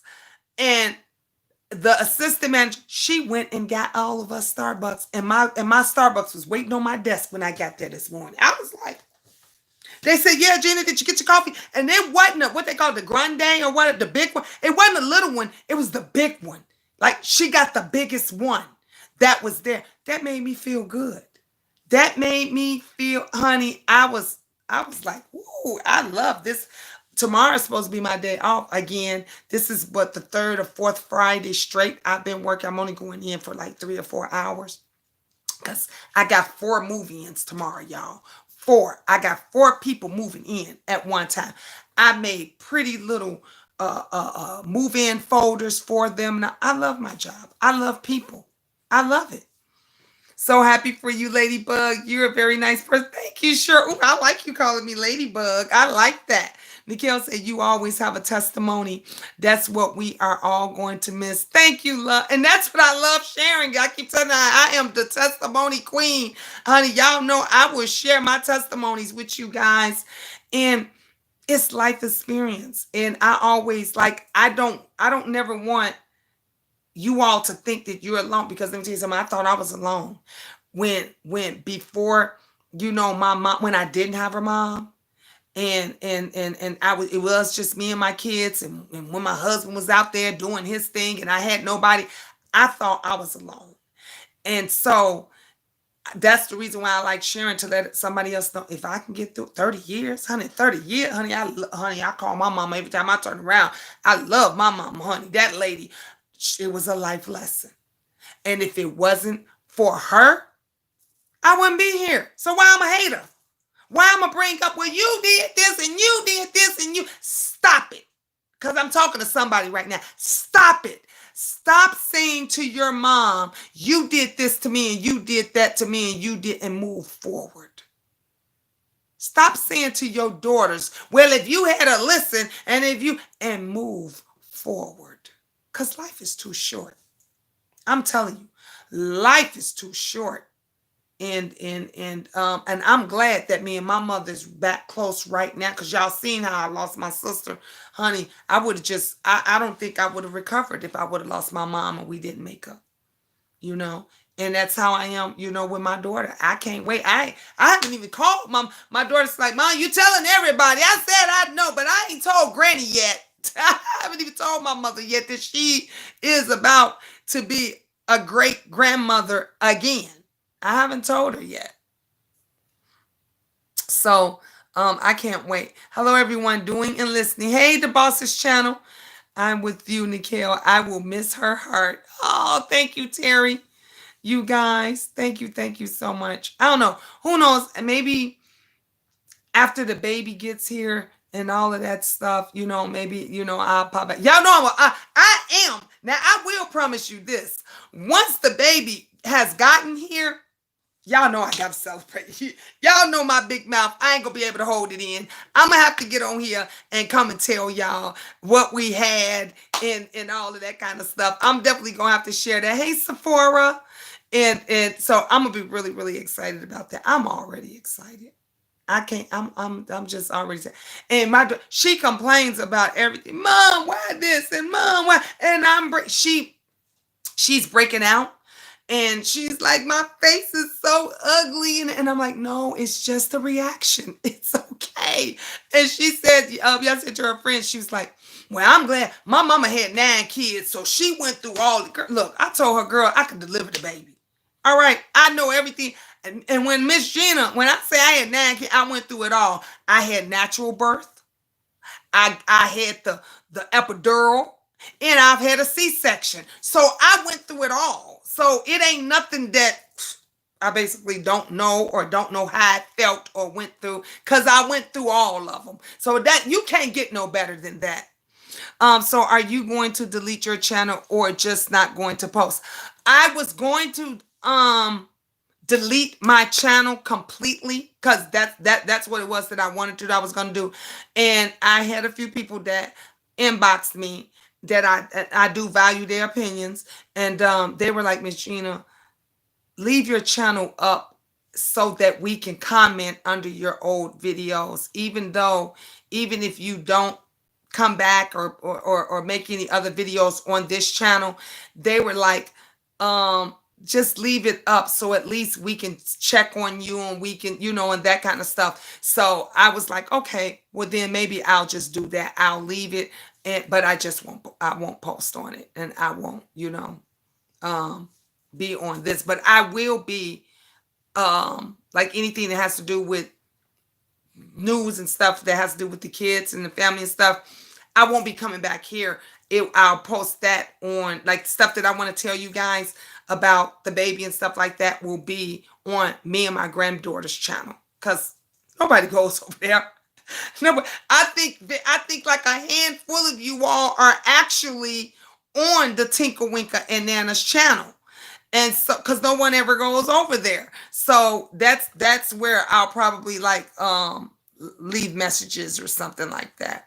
Paulette said, don't completely leave. I enjoy watching you and your family. I was feeling down and I watched your vacation videos and it made me smile and wish I was on vacation too. Oh, thank you, Paulette. Thank you so. Oh, you probably would have loved us at Walmart. Did you see us at Walmart last night arguing over superpowers?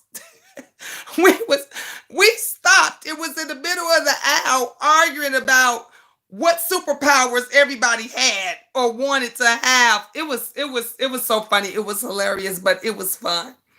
Okay, perfect. I will replay your lives in the morning with my coffee. Thank you. Yep, I love my, and that's, let me tell y'all something. That's what I'm gonna miss more than anything. Cause y'all know I did morning motivations. I did my, when I would get up and go to work with you all the time, when them fools used to say I ain't had no job.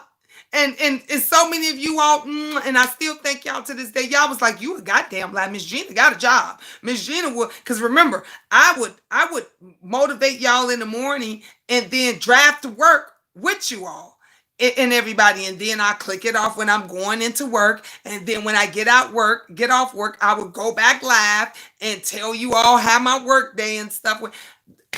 Look, don't we got so many memories?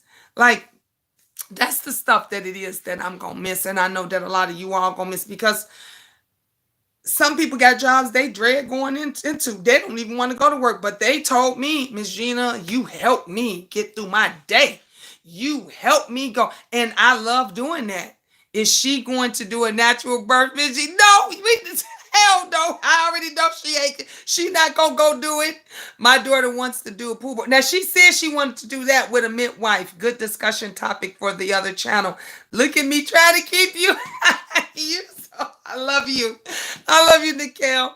I know I'm so attached to you. Can you at least come on once a month and do the cards? Someone else, thank you, Sephora. Someone else asked me that too. They said to me, Miss Gina, could you just come on and just like do the cards, or come on and just like motivate us or something like that, once a month. Or even somebody just now said that I should like go over to that side and and like do it. So y'all giving me so many ideas and stuff, but I could say this, it would be a good thing to like start over again. So I don't know, who knows. I just know now I'm happy in everything and stuff it is that I'm doing. Y'all see, I'm checking my phone and see if my baby texts me.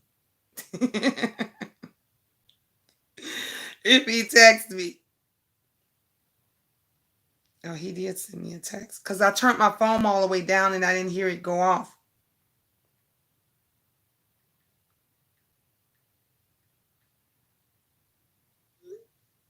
All right. Yes, wine and carton. I know, right? Wasn't that fun? And look, let me tell you, this must have meant something. Nikhil, we were at the store and I saw this cup. I showed y'all this the other morning. I saw this cup and it says, and that's the tea. And I said, when I saw this, actually, my daughter saw it, and I was like, I like this cup. I said, for one, it's a big enough cup for my coffee. But then when I read it, I said, now somebody trying to give me a sign, or was this y'all? Was this y'all? Y'all, is this somebody trying to tell me to start a new channel or a new something? Because when I saw this and it said, and that's the tea, we were at Five Below. That's where this cup came from. We were at Five Below, and I was like, I like this.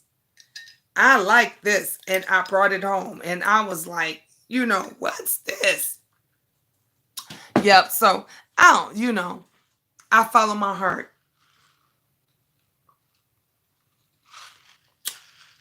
It's all watery and stuff now, but I can still taste the alcohol a little bit. Hey, Crystal. Mwah. Hey, sis. We will support. Thank you, baby. Look, I know you guys will support me. I spoke to you, Crystal. I don't know if you was up in the bushes or where you were in the up in the clouds, but I was like, yeah, my sister Crystal King. I said she'll drop down in her heart. I said she probably up there right now waiting for the trolls to drop down so you can take them out, Crystal. I said, Crystal, wait for the trolls to pop in and she gonna take them out. Just like snakes, we too have to shed our old skin for new skin to grow. Exactly. Exactly. Hey, Lola. Hello, start a new channel and talk about fun things. You have a lot to offer. Thank you. And that's all I want to talk. That's what I was saying yesterday.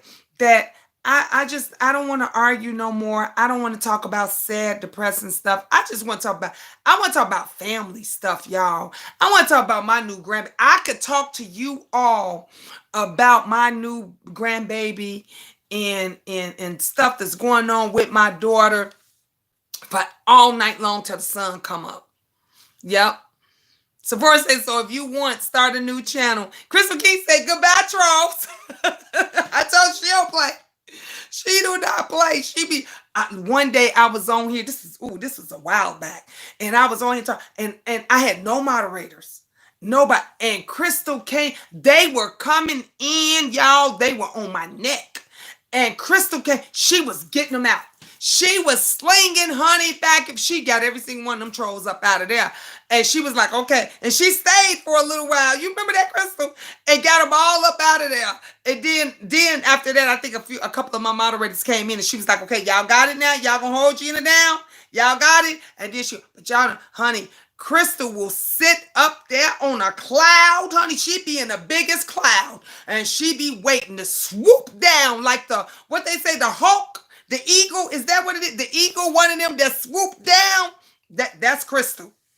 Come on once a month and do your cards and talk about life. That's what I love. That's me, Lola. You just read me. You got cards, Lola. Because you just read me. That's what I like to do. Talk about that. Have my little wine or champagne or cooler and just talk about life. And give advice and stuff like that and talk about, she say which daughter having them. I said I wasn't gonna tell. Y'all should already know by now though. I said, I'm gonna open up my big mouth tomorrow, Crystal. At the reveal, I'll let everybody know which daughter is having the baby. Kiki, I think she guessed it. But I'll let y'all know. I'm gonna let everybody know tomorrow at 8. The party starts tomorrow at 8 o'clock. Okay, I'm gonna let everybody. She'll be here. I'm calling her when I get off of here to see why. So, but everybody already knew my daughter-in-law is having a baby too. My son's baby's mother, she's having a boy. Because my son has 2 daughters with her, but she's having a son with her new boyfriend because her and my son is not together anymore. But that's still my, like I told my son, I said, you may not be with her, but that's still gonna be my grandbaby. Cause they come as a package. They all came from the same mama. And I told her, I said, I'm here. And when I buy one, when I get something for the two girls, I'm gonna get something for that boy too. And I know that that baby has a grandmother as well, but I told her, you allow me, he'll have two grandmothers, two grandparents. So I'm happy about that too. I hang out with my girlfriend every Friday, but I'll try to stop through because I think I know. Okay, Crystal, the boss just said you are glowing. Because I'm just so happy, so much good things is going on.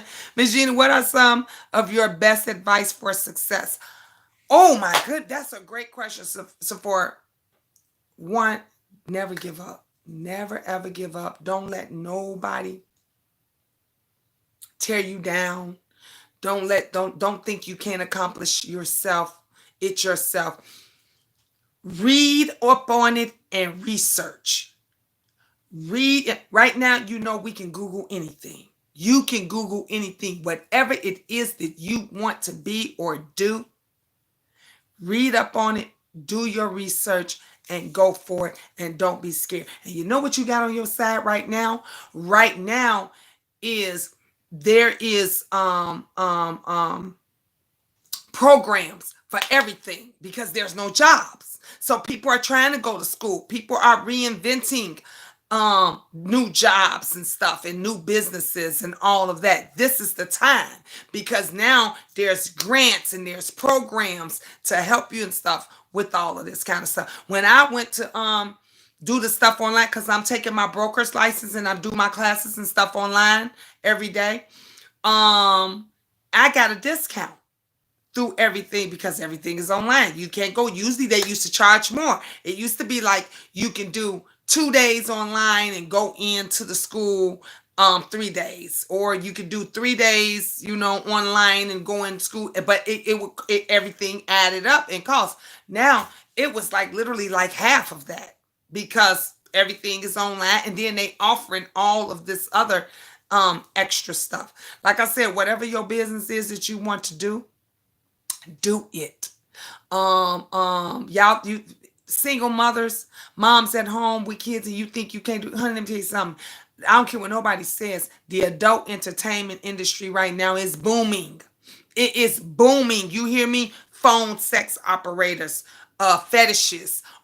You could sit right here in the comfort of your own home like you're doing that. You know what else is fans only. These girls is making money off of fans only page. You can do whatever it is that you want to do. Don't give up.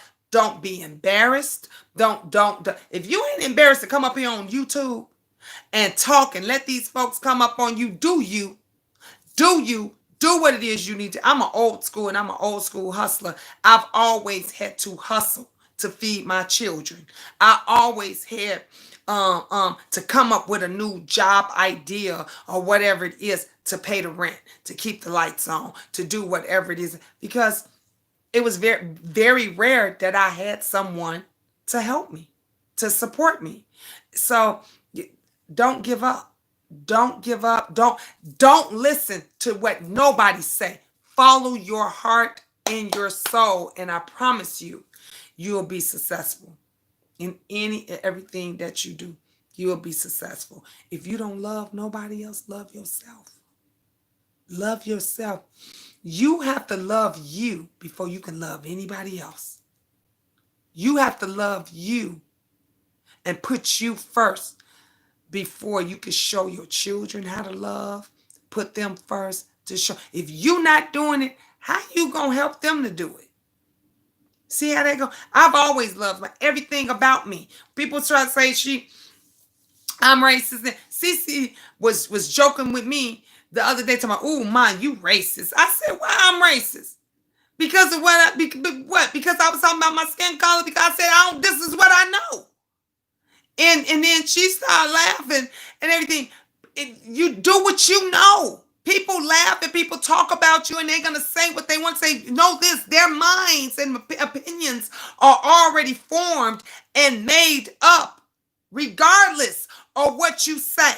Regardless of what you, I did so much trying to convince. That was my one mistake. That's why it took me so long to get to the place that I am now, because I did so much trying to convince others that I was this great person, trying to convince others that I'm not what you think I am.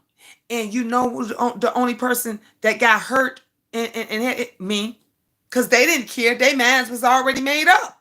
Their minds was already made up. So now I just do me. I love up on Honey when I get dressed and Miss Gina thinks she cute. I be like, yeah, heck yeah, girl, you cute, girl. You girl, look at you, girl. Look at the hair, girl, all intact. And I love me for I don't care what nobody else say. That's why I say it to my kids all the time when they come up and I be like, hey, beautiful. My son come up, be like, where you think you going smelling all good and handsome and stuff? It motivates them. So when the real world get out, because the real world gonna tell you about yourself. The real world, honey, if you got a bump here, they gonna make you think that bump got fucked up your whole appearance, okay? If you got a tooth cracked, if you got a split, any and everything, the real world, they ain't gonna support you in what you gonna do. They gonna do what they gotta do to tear you down. And if you making it good and you're doing something good, that they don't want to see you. That's the issue that we have right now in the Black community. We don't want to see each other prosper. We don't want to see each other doing better than the next. That's why we can't be successful, because the other ones, they know the secret. And really it ain't no secret, but we just won't follow the secret. The secret is everybody get together and help that one, and then that person's help the others. That's how everybody succeed. That's why you wondering why the Indians got 5 businesses. You wondering why the Chinese and Koreans got a nail shop on every corner, a Chinese place all in the hoods. You know why? Because one immigrant come here and make it, and then they wait for everybody else to make it. You know what we do? Girl, how you get them bundles? How you do that? Girl, it's hard. Girl, it's a lot. I know it's hard, but what did you do? Who do you talk? Girl, it's a whole bunch of work, girl. It costs money and stuff. I know it costs money, but what did you do to get started? Girl, God, they ain't telling you nothing. They don't want you to know. I've just never been that person. Look, if I know, I'ma tell you, I'ma walk you through the step. Girl, you do this, and this. People was getting mad because I was on here telling the single mothers about when I was doing the foot fetishes. Girl, you wanna do foot fetish? Girl, like shoot, I'm saying, girl, you better get on fans only with them feet and stuff and sit back there and make money, because you ain't making no money on here giving somebody a thumbs up, following them around, and they leading you into shading, into talking shit about somebody else, and then you wondering why your internet went out. You wondering why your light bill went, because everybody always focusing on what somebody else doing, but you and what you doing ain't great. Ain't so great. Because if what you was doing was so great, you wouldn't be on here shading somebody else. It wouldn't be no need for that. It wouldn't be no need for that. We all are striving for the same thing. Everybody just want to make it. Everybody just want to prosper. They just want to make money. They want to be happy. Everybody. But you can't do it amongst a whole bunch of Black people. Here, American Blacks. That's what I'm gonna say. I'm gonna say, because somebody else said before, American Black. It's American Blacks. Because let me tell you about them Africans. Okay, them Africans. They send money back home. They come up here and screw us over. They come up here and do whatever it is that they got to do. They send money home. They look out for each other. It is us American Blacks right here. I ain't telling that bitch how to do nothing. I ain't gonna show her how. I don't want her to know.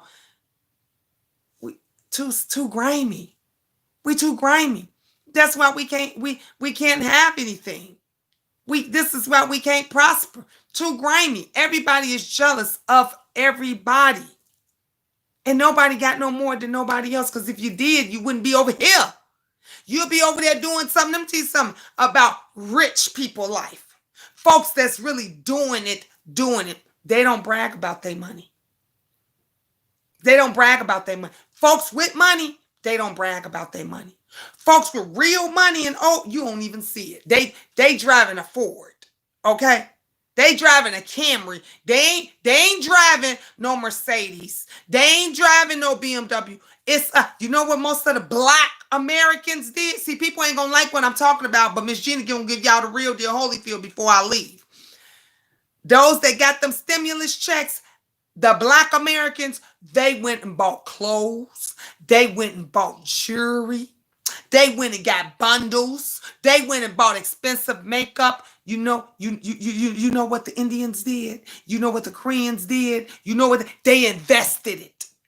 They all put their stimulus checks together and they went and bought property.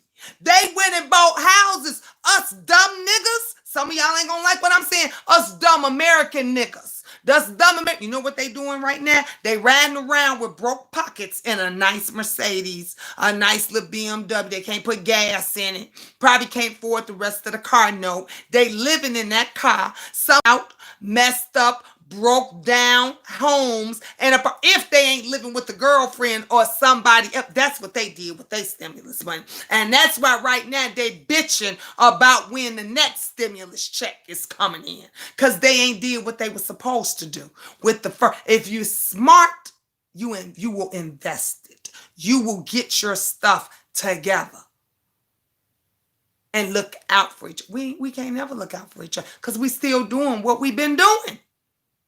We still doing what we've been doing. Ain't nobody gonna help nobody doing nothing.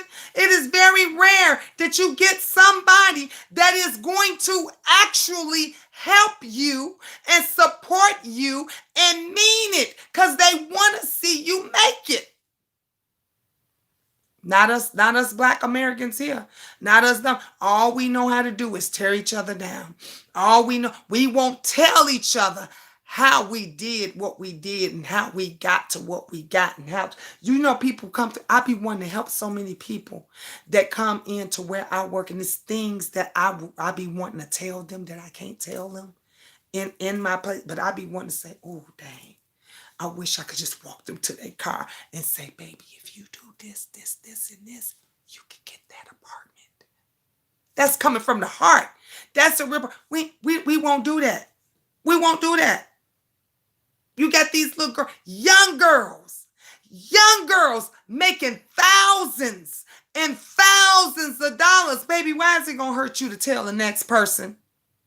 Why is it going to hurt you to tell the next person? I had people, some of y'all might remember, I ain't know day one how, I didn't even know do y'all remember when I got monetized? I didn't even know how to set my stuff up to get for my dollar sign button to get on there. Y'all, my chat told me. Do y'all not remember that? We was on all night and y'all was walking me through the steps on what to do. It was, I think it might have been maybe 3, 4, 5 people that actually stood with me all night helping me when I got monetized. I will never forget that. I would never. That's love. That's helping somebody to make it.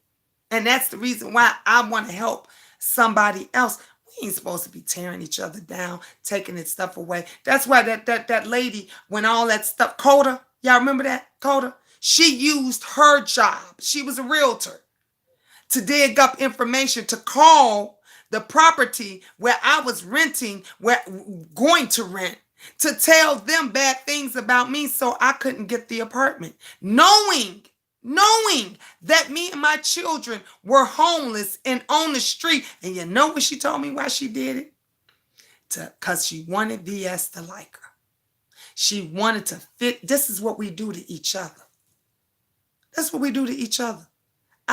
Nobody couldn't pay me all the money in the world to do anything like that to somebody. Why would you do that to another mother that loved you? Now, mind you, we loved her. We helped her.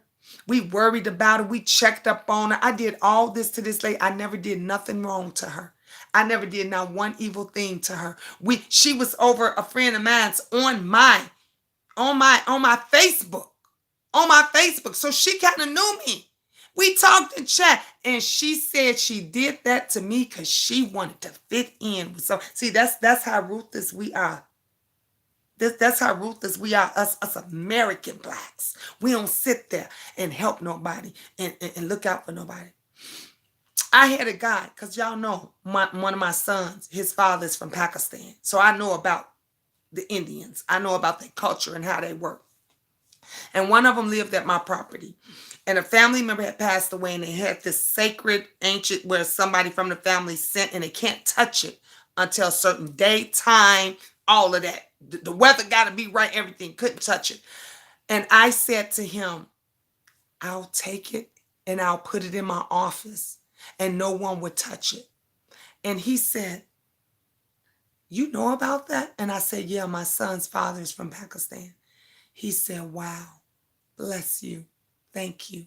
That man, every time he come in and he be, Gina, you need anything? Gina, you and see, and I say that to say is because somebody else from another race, another country, another that knows that I'm black, I'm mixed, I'm biracial, whatever, but I know about his culture and I thought enough about it to keep what was sacred in his family sacred.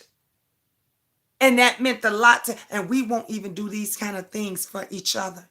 We won't uplift each other. We won't. Some of you are right now, y'all know PT. He getting ready for his father's funeral. Go over there and shower him with love and respect and all of this.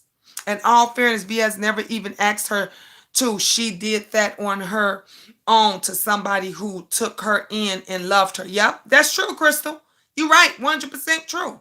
She said it. VS never told. She said she did it. She said, Coda. She said, I did it to fit in because she wanted VS and them to accept her. She didn't give a damn that what you did, lady, was gonna keep 5 babies on the street. She didn't know that. She didn't think about this. That's the kind of stuff that we do to each other. That's what we do now. That's what we're doing now. You keep a black single mother on there because you want to fit in with somebody else on YouTube. It's the kind of stuff that they doing all the time.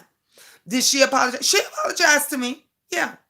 She did apologize to me. She said that she was sorry and all that. But the only reason she apologized to me was because Kwani and all of that, nobody believed that she had even told me that she was the one that did it and they were going to bust her out because they had emails and stuff. And she wanted me to go back to show proof or tell them to prove to them that she had talked to me and that she did, however, tell me she was the one and apologize and all of that stuff. And I was just like, girl, I forgive you. It's in the past. Move on, whatever. I don't need to go and prove this to nobody else. And I'm telling you.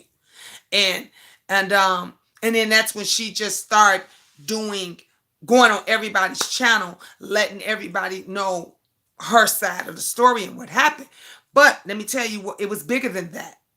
It wound up being bigger than that because her children turned on her and they left her. She said her daughter, who was pregnant, lost her baby. The son, they sent nude pictures, I guess, to his army sergeant or whatever it was. And her son didn't want to have anything to do with her. So her whole family, she lost everything. And then she wound up leaving YouTube. But see, God don't bless no mess. God don't like ugly. You tried to keep me and my children out there on the street to fit in with some fucking YouTube ass people. And your whole family, the devil, I ain't gonna say God, because God don't work like that. But the devil came and swiped her whole family from up under her. And then she wound up leaving YouTube and wasn't on here since. All you gotta do is just sit back and wait.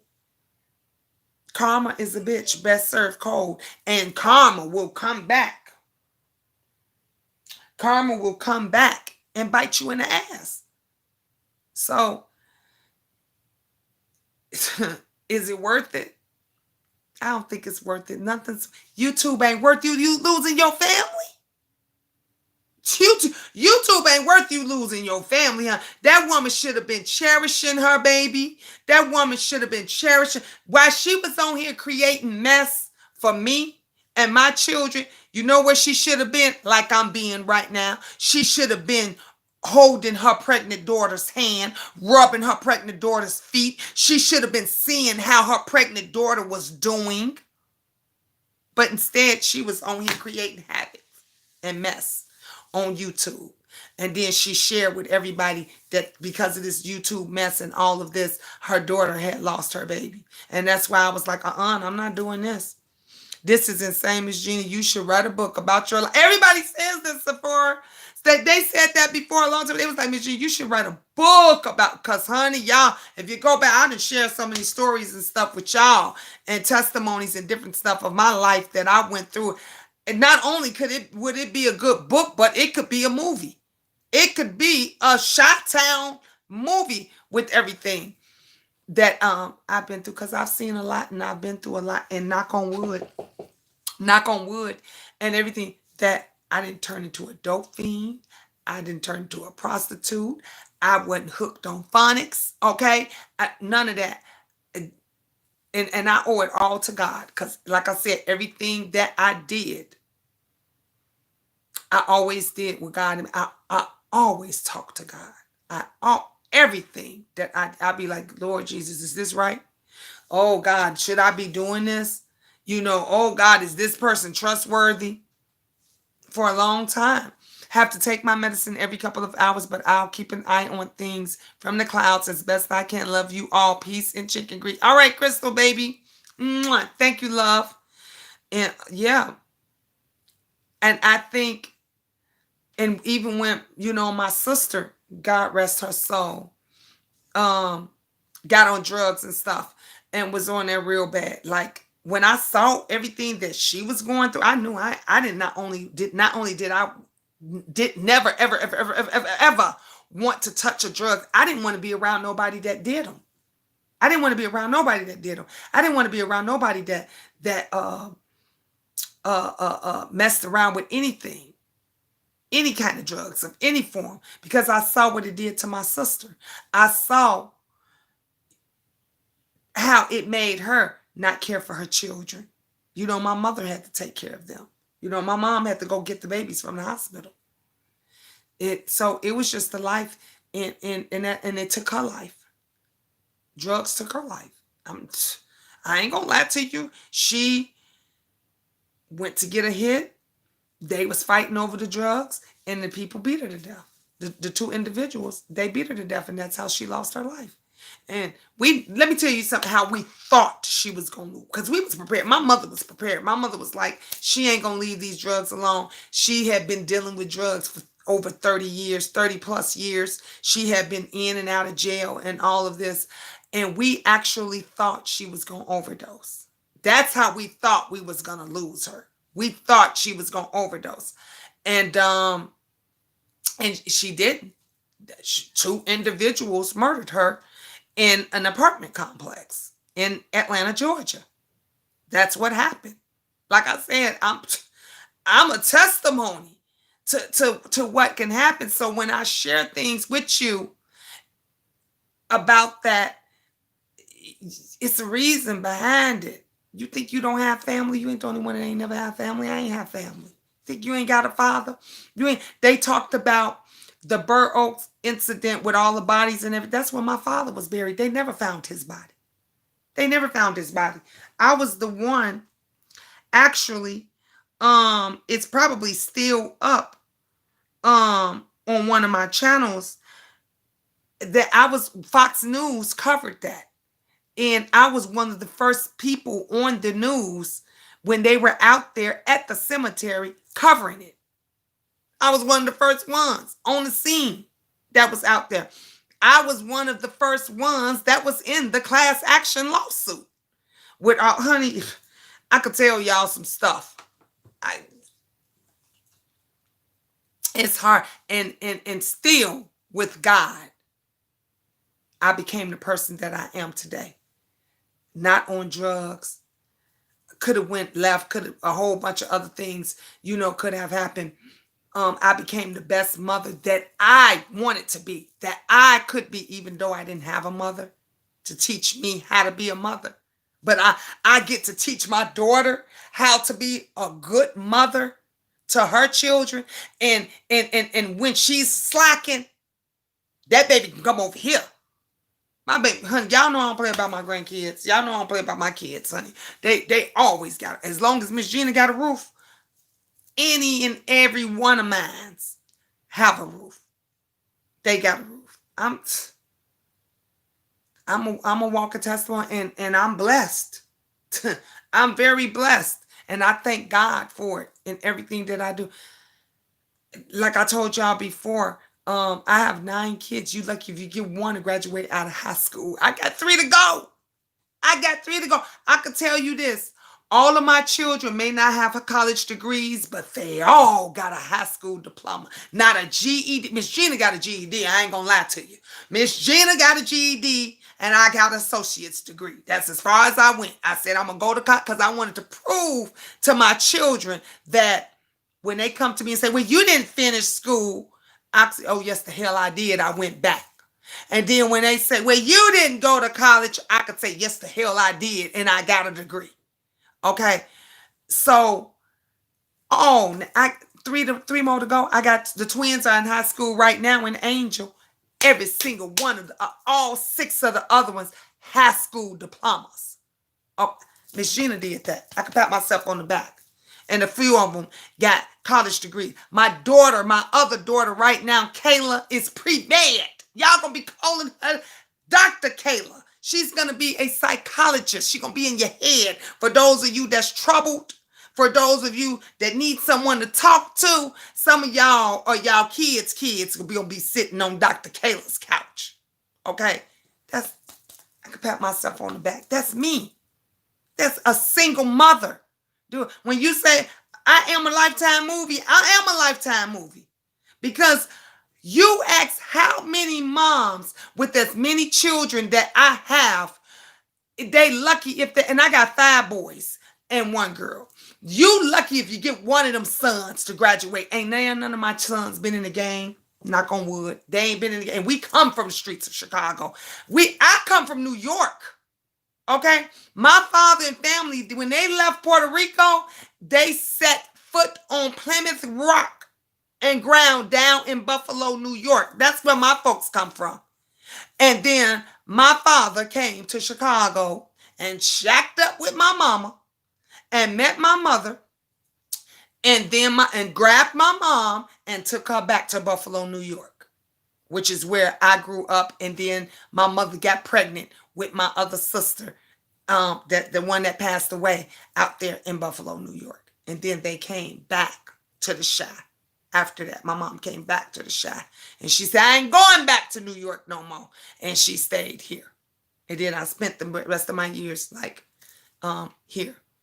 And it was hard because my mother's mother didn't want her with my father. She was uppity, and her mom was uppity, and met my grandfather, and who he was a very affluent Black man of Chicago. He had the first cleaners and shoe shine shop at the Greyhound bus station in Chicago, Illinois. That was my grandfather. That was my mother's stepfather who raised her, because her biological father, who was white, they sent my mother away. I mean, my grandmother away, because this Black woman got pregnant with these twins by this white man. You know what that's how they did it back in the old days. When they got pregnant and you didn't want your daughter to know who you was with, that she got sent away. She got sent down south, or she got sent somewhere, and then the great grandma or whoever raised the kids. And so my mother went through all of that stuff. And then when she did come back home, they did not want her to have anything to do with this Puerto Rican guy. They didn't want that, even though his family was middle class, because my father's parents, back in them days, my grandfather worked for the post office. That was considered middle class back then. They made pretty good money. And his mother, which was my grandmother, was a nurse. So y'all remember them nurses that used to have the nurse caps on top of their head, and they used to go, back then they used to go door to door. And I remember they used to carry the doctor's bags. And I remember when I was a little girl, I used to say, why Nana got that a doctor's that she a doctor, and they was like, no, she's a nurse.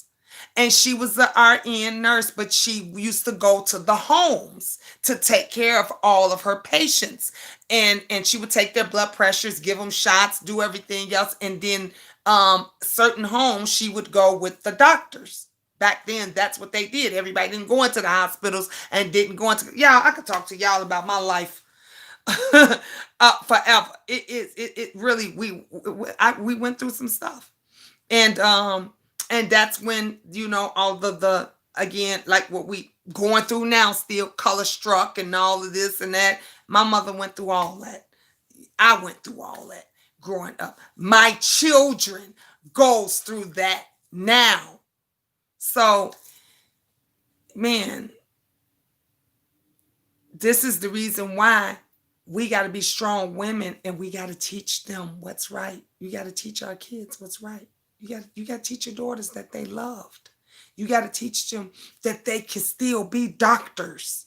They could still be lawyers.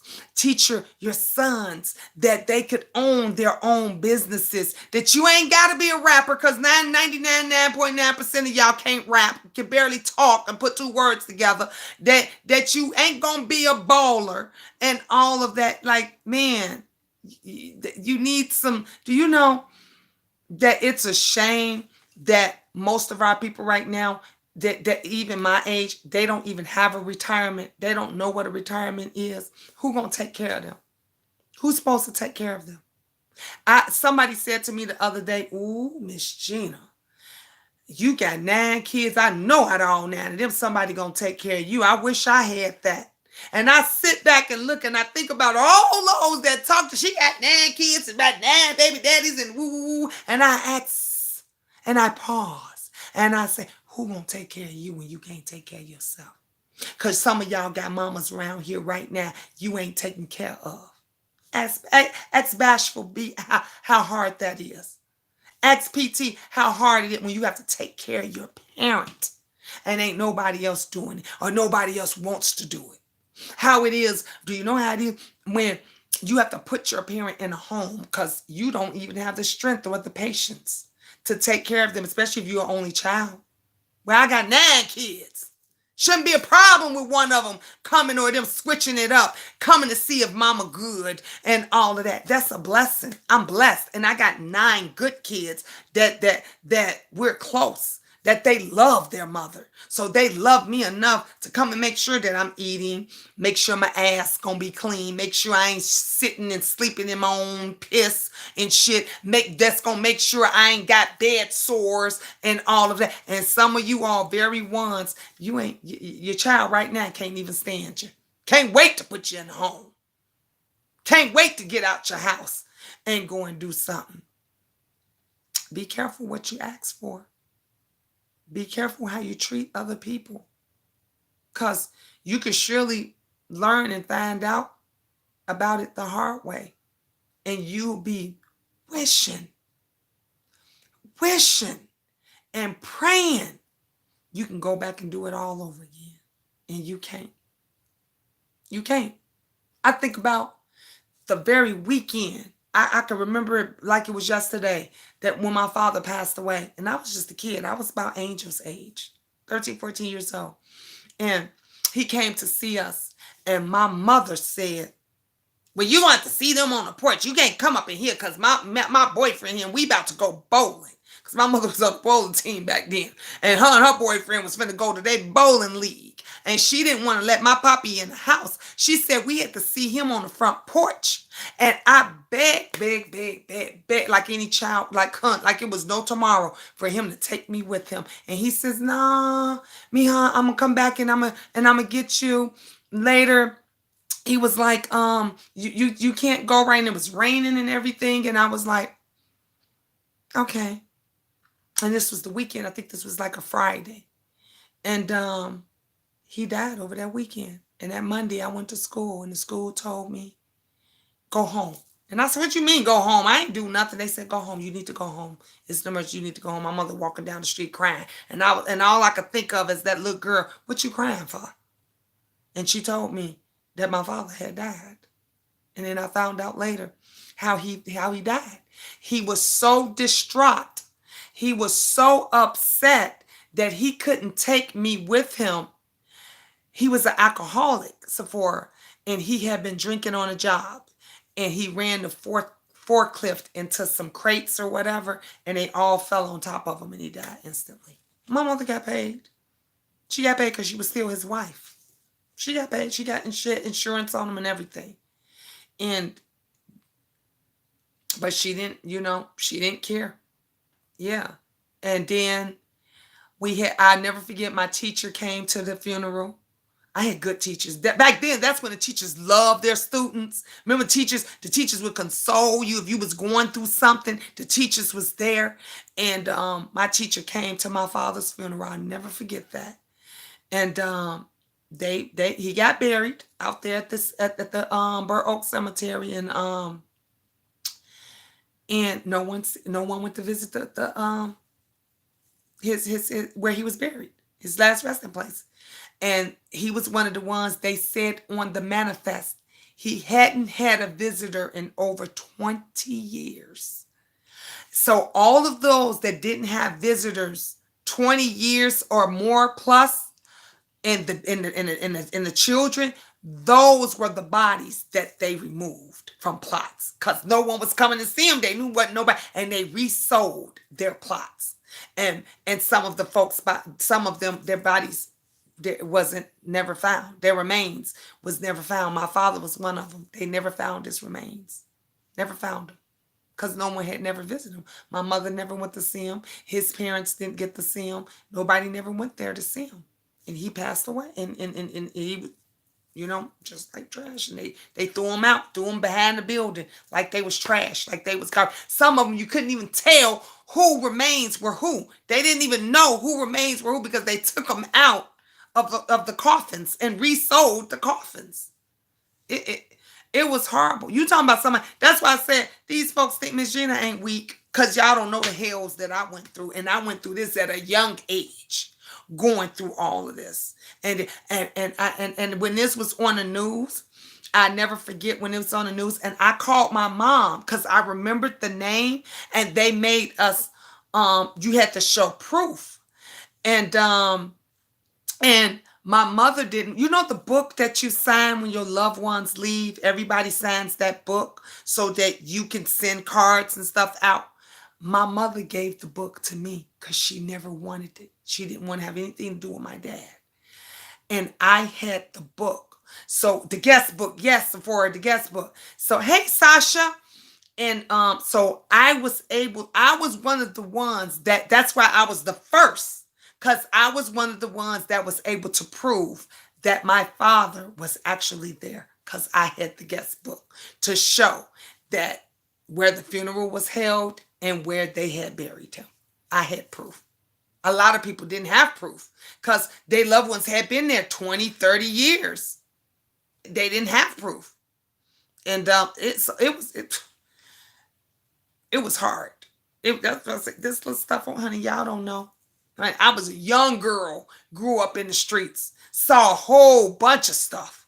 Okay, and like I said, along the way, what kept me sane, what kept me together, what kept me not being dragged out, used up, and all. And I grew up in a pimp area, era.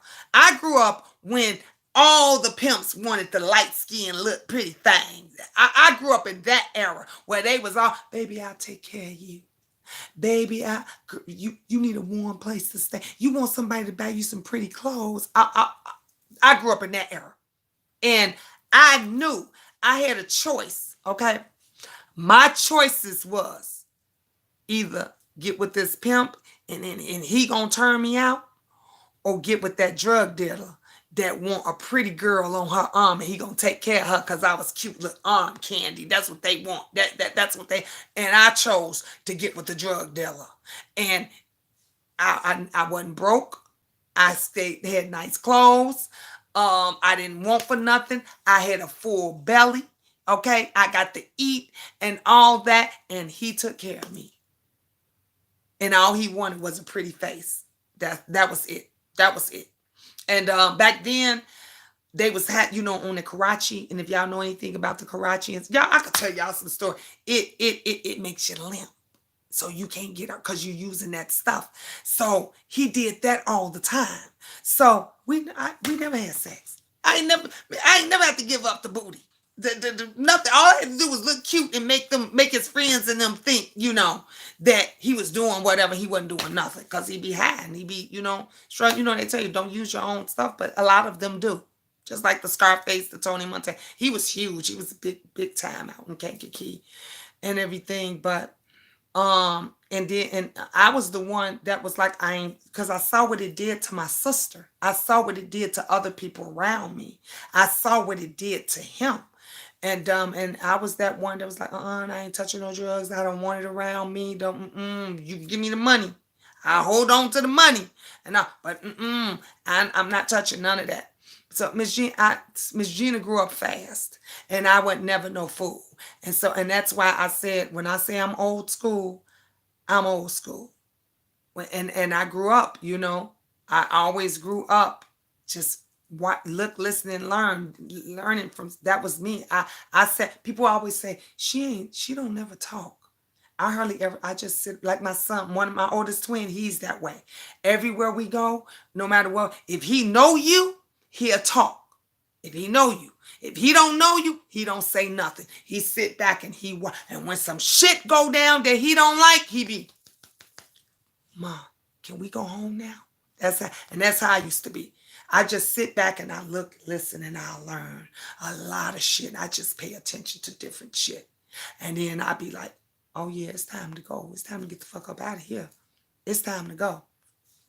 Nobody teach these kids nothing no more. They emulate everything that they see.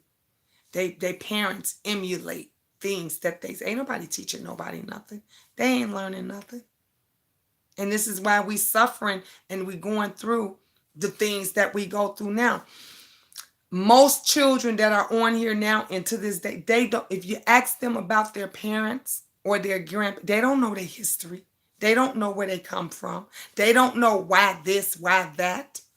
They don't know. They don't understand because the parents ain't telling them, or they don't know, or they ain't talking to their parents and they don't know. I understand when a child is a child because I've been a child and I've raised children. And when you want to keep, a child, because that's how I was with my children. I hid a lot of shit. I didn't let them know nothing. I never spoke ill will of their dads. I never was disrespectful. But when they got grown, I wasn't hiding shit no more. I said, let me tell you the real deal, Holyfield. Let me spring it on what you didn't know. Because you got to remember, again, we pick them. So why tarnish what that child perception is of their parent? If you know that nigga is an ain't shit ass nigga, but you picked him and that baby loves him, don't make that baby feel bad because that baby still loved their dad, but you picked them. Same way with the dad. You know that mama is an ain't shit ass mama. Don't make the baby feel bad because the baby still loves his mother or her mother, but you picked her and no. Let them love, let them see, unless it's detrimental to the child. Now, if you know this motherfucker's a pedophile and you know this motherfucker's on some fuck shit, then I can understand. Same way with mamas. If you know this mama is a pedophile, you know this mama's on some fuck, then by all means, yeah, keep them away and don't do it. But if it's just because you mad because you ain't fucking that nigga no more, or you mad because you ain't with her no more, and that's the reason why y'all pouring salt on each other, stop, cut that shit out. Stop it. That was the one thing I never ever did. I never ever did. When me and their dads were, I never spoke bad of them. Now I might say to my good girlfriend, girl, that motherfucker ain't shit. He still ain't shit. Woo woo woo.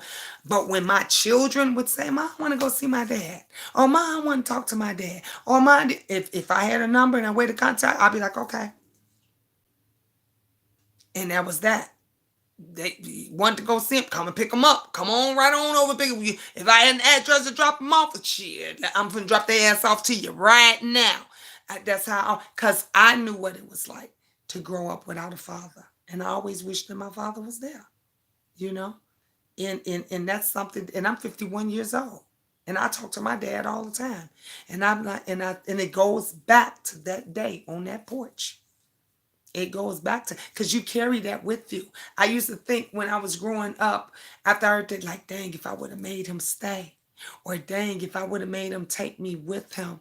Because my father, he never drunk around us, around his kids. He never did that. But when we wasn't there, oh yeah, he'd get lit. If my mother pissed him off, oh yeah, he'd get lit, honey. If you know anything about the Puerto Ricans, they get lit. And he did. And I just always thought, damn, if I was there, if I had been there, if I had made him, he wouldn't have done that. He wouldn't have. He probably would have still been here. But I don't, it's God in God's plan. You know, be here from the day you're born. It's already planned when you gonna leave. My first set of twins, they didn't survive. That's how it was supposed to be. It wasn't meant for them to survive.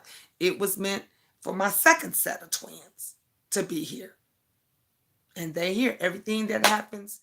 God knows what he's doing. It's no mistake. When he's ready to bring you home, he gonna bring you home. You know, I just hate that when somebody you love or you miss and you don't let them know and it's too late, because that's what happened with my sister and her son.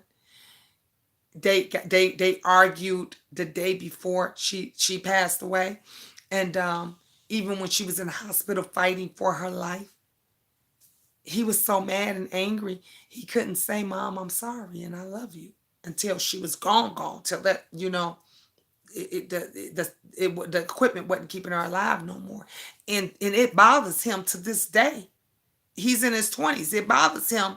I think he like be maybe 25, 24, something like that. But it bothers him to this day that when I talk to him, and I talk to him a lot on Facebook, he lives in Florida, and he just had a son, and he posted a picture of his son on Facebook, and I'd be damn if that didn't look just like my sister. Boy, I took one look at that baby, and I said, he looked just like your mother.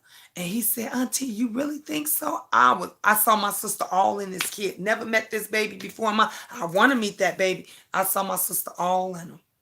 All in him. And you can know he was thinking about his mama, every step of the way. And his son came out looking exactly like her. And I was just like, wow, wow. God know what he doing.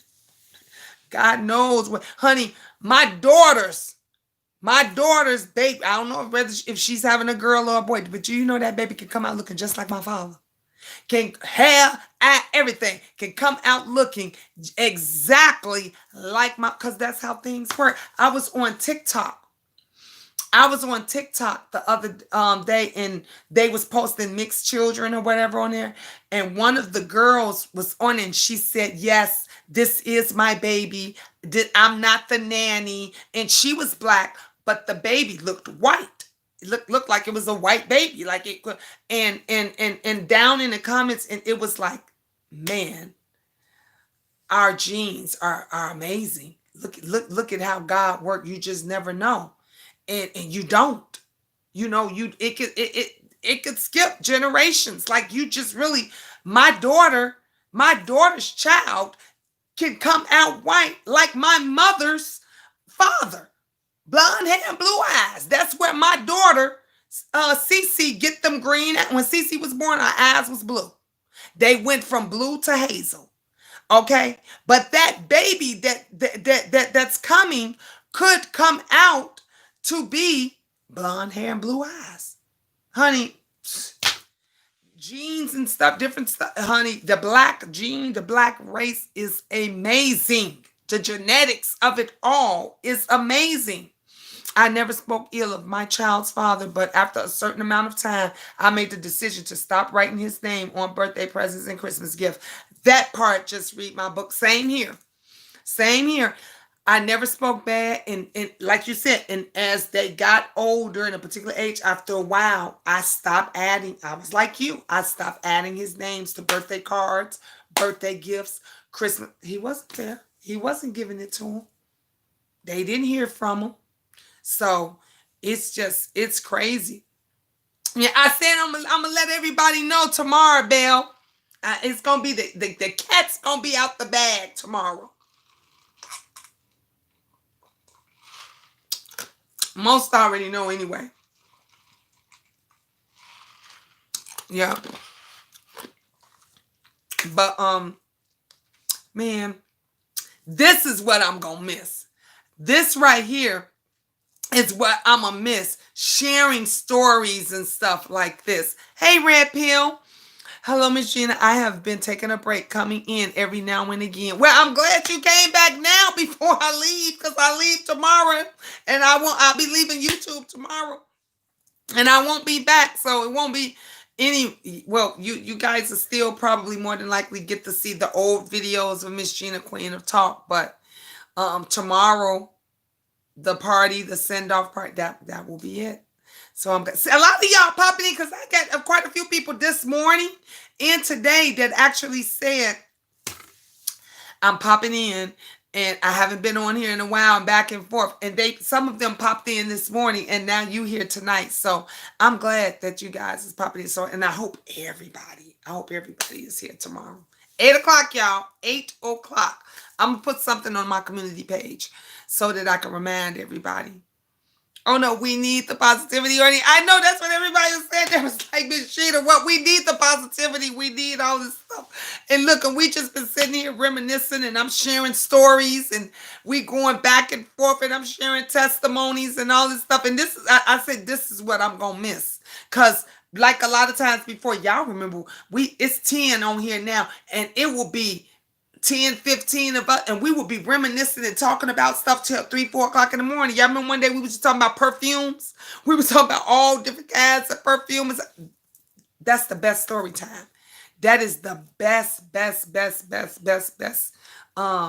Just sitting back, relaxing moments of YouTube. That's what I love the most about it. So, and we've been on here almost 3 hours. Almost 3 hours we've been on here. One more day. One more day.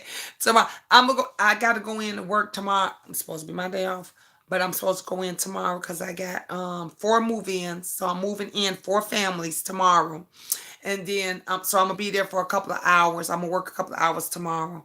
And then I'm come home and get everything together. So I will be live in the morning motivating you guys before I go to work, and then I'll see you guys again. Who knows? Maybe I'll come back in let me see what time is it. Oh, it's going on 11 o'clock. I was finna say, I talked my butt off. I was finna say maybe I'll go live later tonight, but I'm gonna be asleep because I gotta get up in the morning. But anyway, I will see you guys in the morning before I go to work, and then I'll see you guys again when I get off work. And I love you guys so much. And I'm definitely going to miss you all. Especially my members and my Queendom family and my Queendom friends. I'm going to miss you guys more than anything in the world. I finally told my story of how I was dragged into the mess. That will be my last 2. Really? When did you? Oh, I got to watch it. I got to go and watch it. Oh my gosh. Look. You say that's gonna be your last video stuff too. Well, look, I will definitely be there. When you say this is my last day and because I understand. But my happiness, my kids' happiness, and my king's happiness, it's just all more important than YouTube. To me, that is. I can't speak to other people because other folks, they keep coming back with this mess, and they don't mind. I mind. I mind. And like I said, who knows? Once the baby is here, and then I get to share all those fun moments and stuff, we'll see where it goes. But don't think I won't be in the clouds. Now I might be in the clouds listening and looking and listening, seeing what's going on. But that's about it. I love you guys. Mwah! Salute. Let me get this one last drink. Salute. Because, honey, I'm going to get me a bottle tomorrow. I'm going to get me a bottle. Because we celebrate tomorrow. Red Pill, we going to celebrate, baby. You are a good person with a good heart. This is too much. I'm just going to post my godson and niece's music. I love that. See, that's what I said I wanted to do on Tinker Winker and Nana, me and my grandbaby's channel. Just doing that. Stuff, happy stuff, right? Just happy stuff. Salute. God bless, guys. Mwah. I see you in the morning. Ta-ta for now. Look, I'm already getting the buzz. I can't even talk. I'm getting tongue-tied. I love you guys.